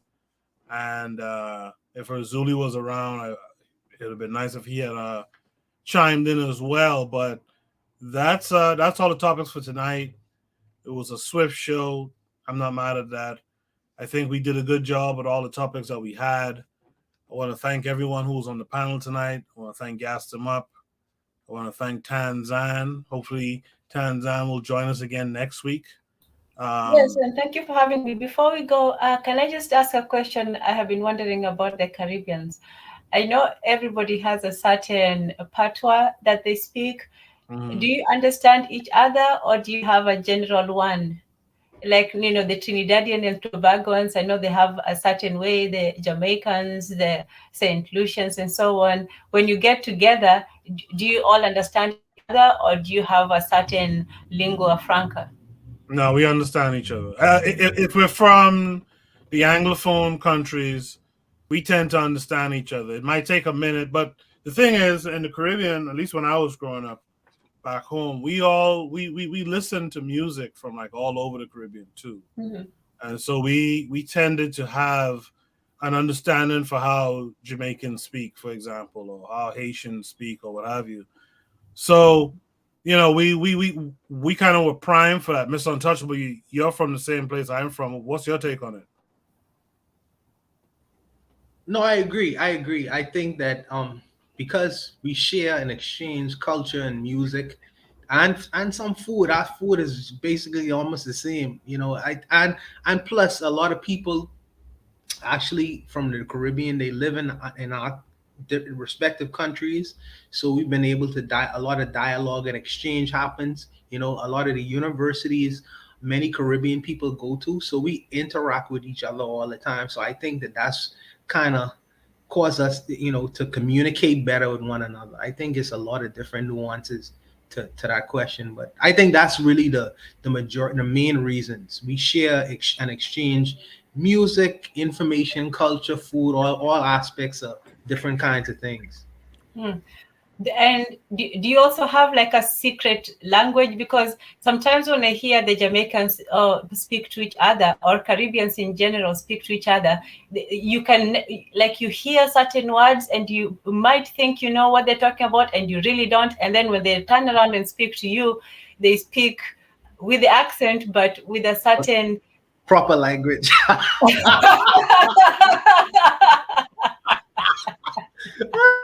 Hey, Koku, take that, Koku. Yeah, that was definitely the thing. That code switching, man. That talking the Queen's English 1 minute and raw another minute. But no, it's not a coded. It's not coded. I think what people get caught up on is we have a cadence that's you know, some people will call it sing-songy type Yes. cadence, you know. And I think we understand the cadence. We could flow with the cadence, and so therefore we could understand, you know, a Jamaican who's speaking English but speaking with a heavy Jamaican accent. Kevin Carre is from Jamaica, for example, right? So yeah, I think it's the cadence, the diction. I think that's what people get tied up on. Again, Oh. I'll reach out to Kevin Carre. Kevin Carre, what do you think? Yeah, I mean, I'm sorry, I'm just laughing. You know, Coco, how much? Did you guys ask her how much Caribbean music does she listen to? We used to listen to the Chakadimas, the Shabarangs, the Maxi Priest is not from there, but No, yeah, a Maxi lot Priest of is from Jamaica. he's from. Oh, I thought he was from Britain. He's a UK Jamaican, so to speak. Oh, okay. Yeah, so we listened. It was mostly dance hall and so on, and then those CDs that used to come at the end of the year, the best of all the music. You know, those ones. So yeah, we listened to a lot of. We didn't understand a lot of them, especially Shabarangs. Like yeah, nobody could understand anything he was saying, but it was wonderful to hear. So yeah, and yeah, that's a lot of the soccer is from, where's soccer from, with the drums, with the rapid drums. Soca, from Trinidad. Oh, soca, yeah, Trinidad. Oh, okay, yeah, that one. We also like those ones as well. You know, they had the swift, and you have to dance to them, and you know, African music is very danceable, so we like those beats too. Yeah, those also are crazy. So yeah. As someone from the continent, did you see the African inspiration in soca or in reggae music, dancehall with shabarangs and stuff?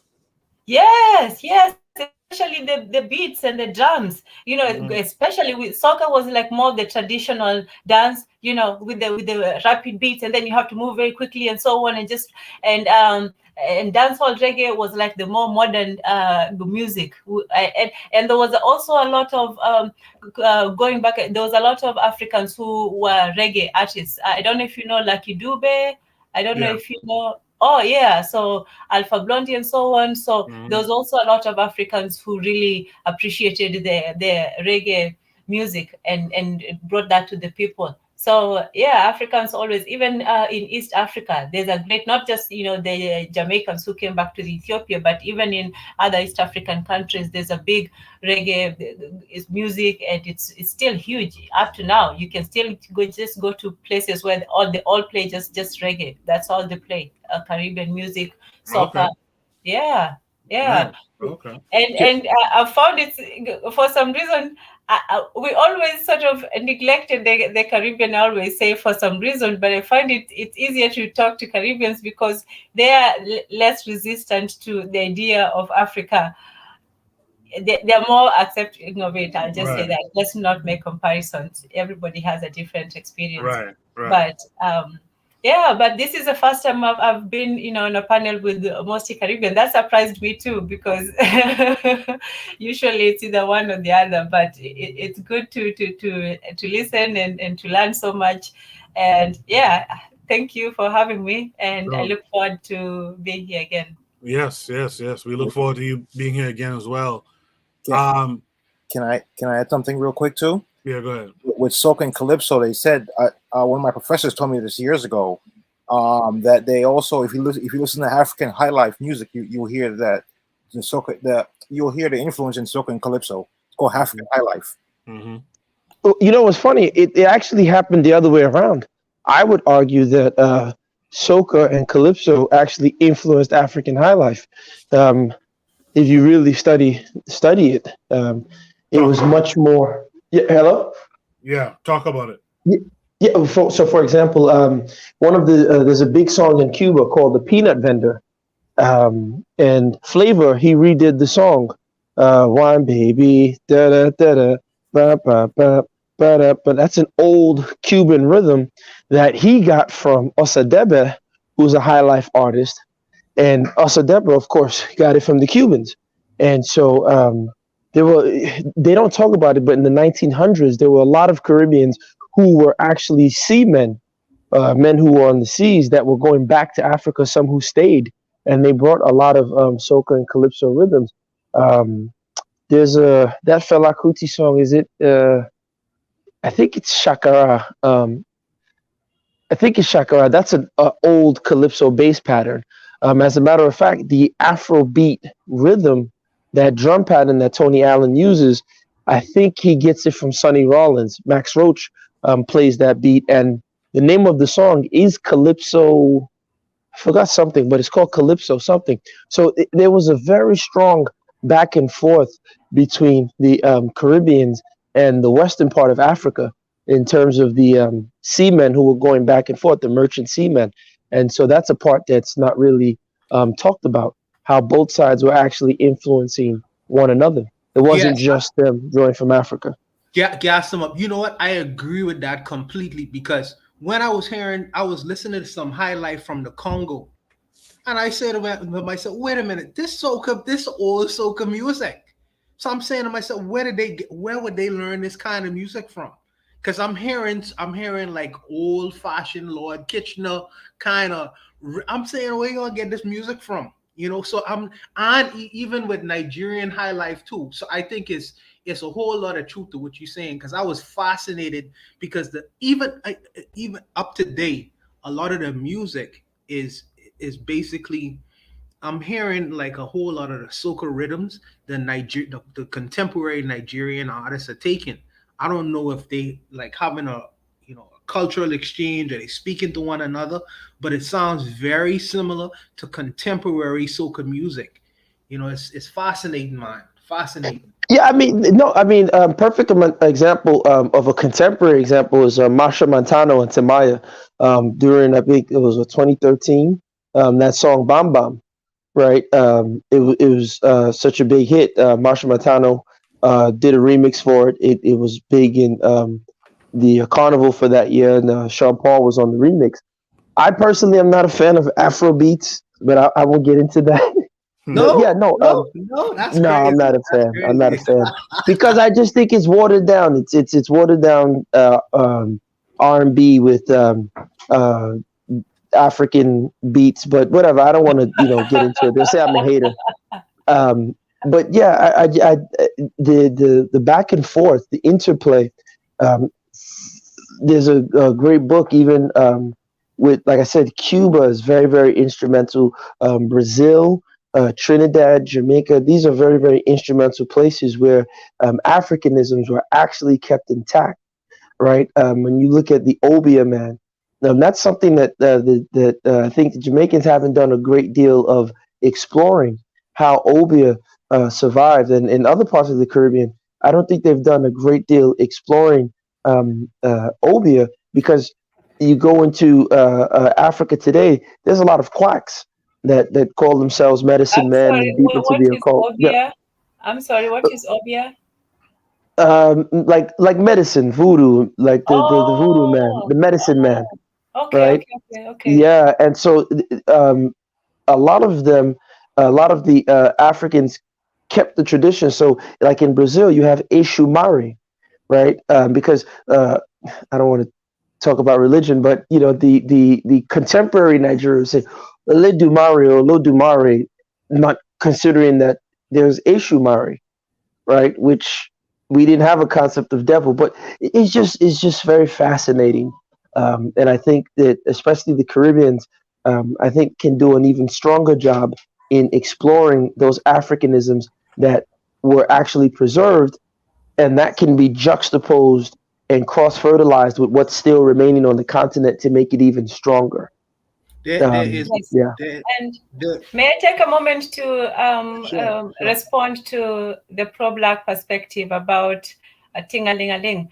Ting-a-ling-a-ling was the sound. The next verse was school bell a ring. So Yes. ting-a-ling-a-ling is the sound of the school bell a ringing. Yes. So it does make sense. Yes. I saw it and I was like, God damn.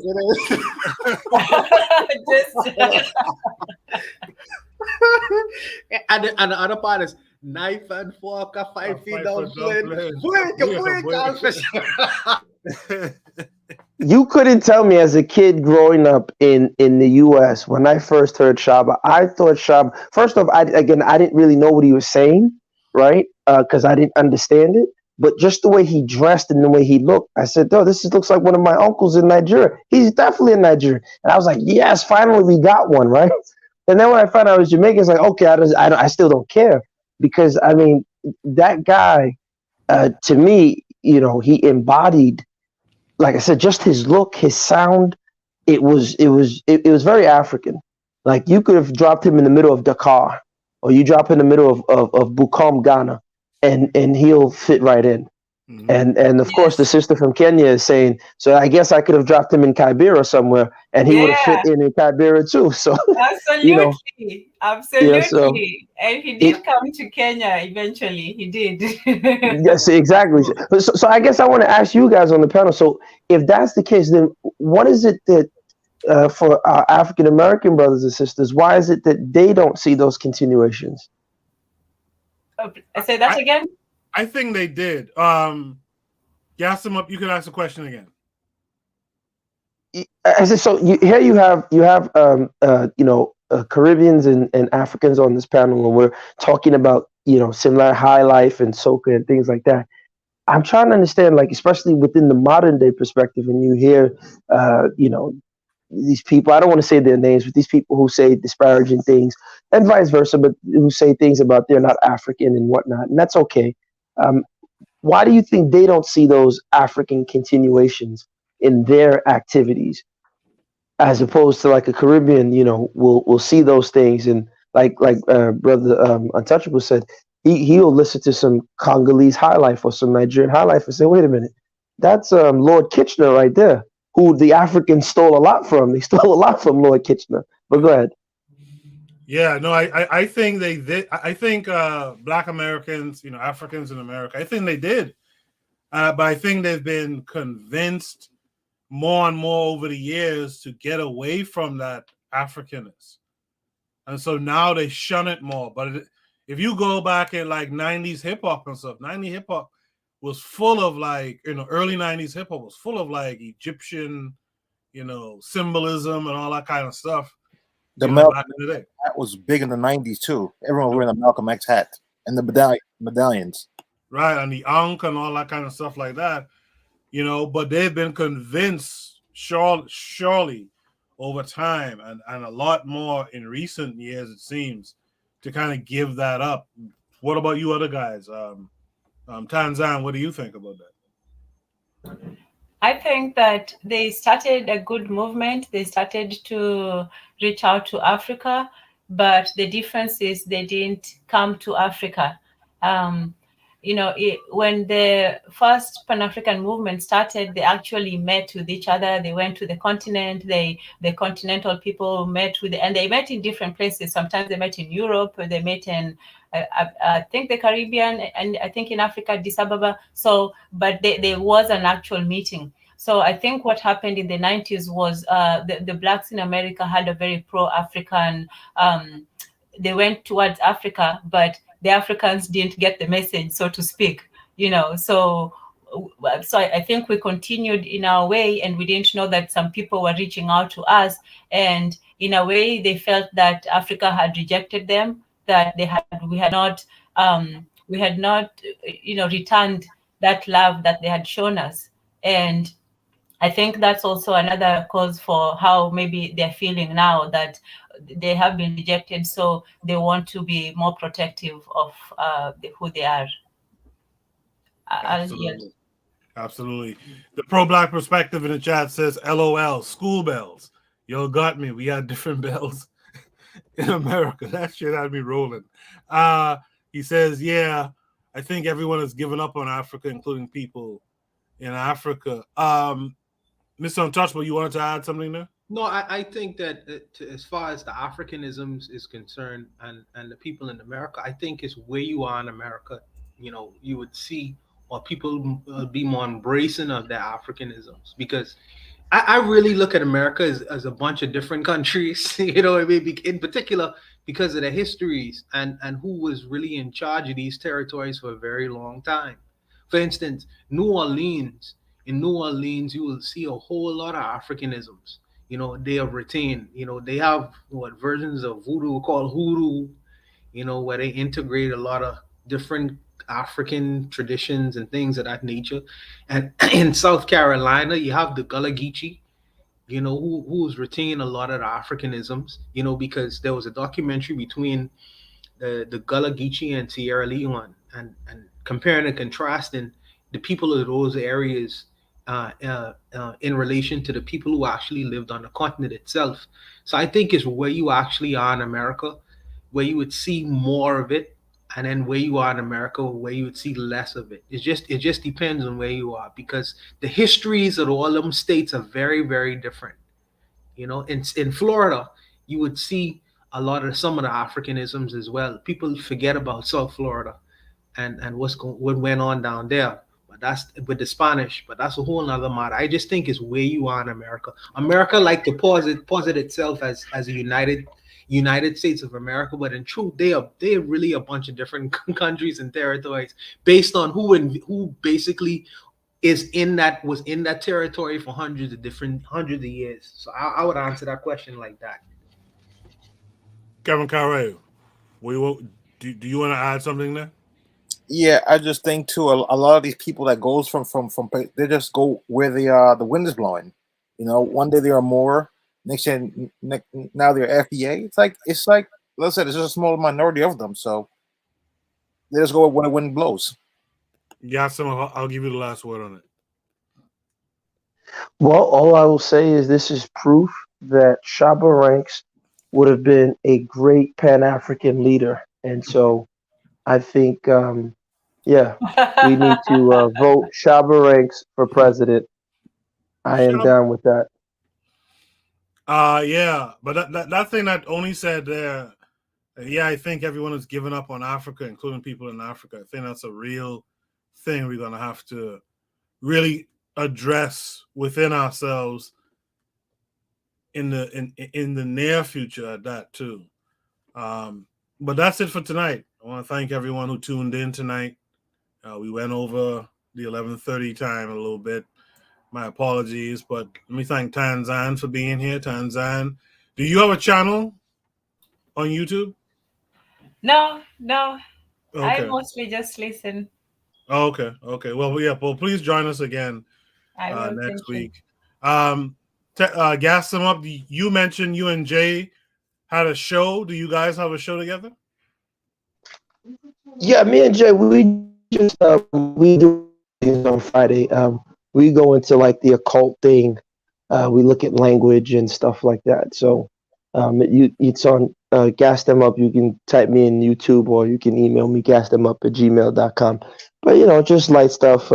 We just talk about occultism and how it interplays with our African selves and modernity. So if that type of stuff interests you. Okay, maybe we should get you guys on the network, man. Let's talk about it during the week. Let's go to Mr. Untouchable. Thank you for being here. Do you have anything coming up? Anything going on? No. I wanted to gas them up. I wanted to answer one of your questions. You asked me about Obeah in the Caribbean, why we don't necessarily focus on it. A lot of these Caribbean islands, the practice of Obeah was banned. And in fact, it's still on the books in the Bahamas, as a matter of fact.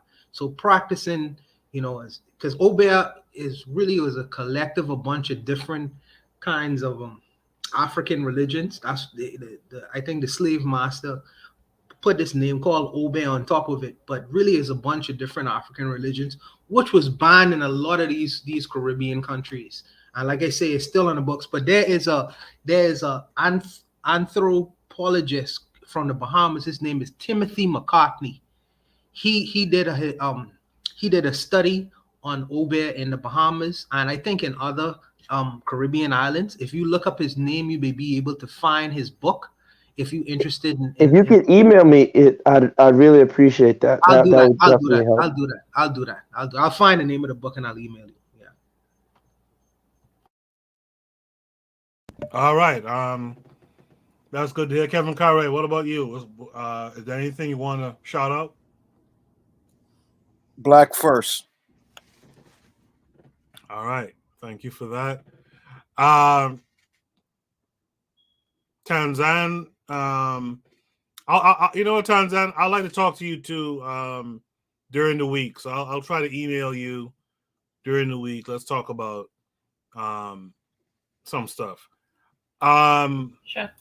Yes. Thank you all for joining tonight.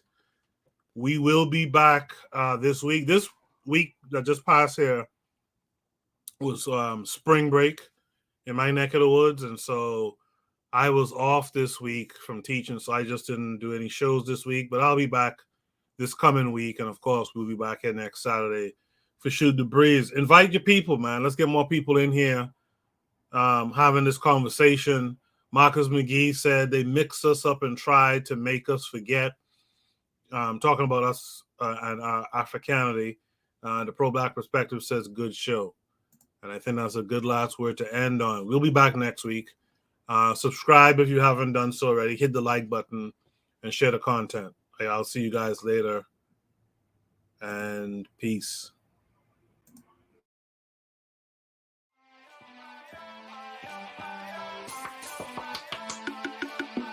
Thanks for listening to the Bitter Medicine Podcast with your host, Koku. If you like what you just heard, we hope you pass along our web address, bittermedicineblogs.com, to your friends and colleagues, and share our show to all your social media. Be sure to check out our archive section on our website for previous podcasts. This has been a KWAZ radio production. Join us next time for another session of the Bitter Medicine Podcast. Follow us on Facebook at Bitter Medicine Show, Twitter, Bitter Meds, Tumblr, Bitter Meds, Instagram, Bitter Medicine.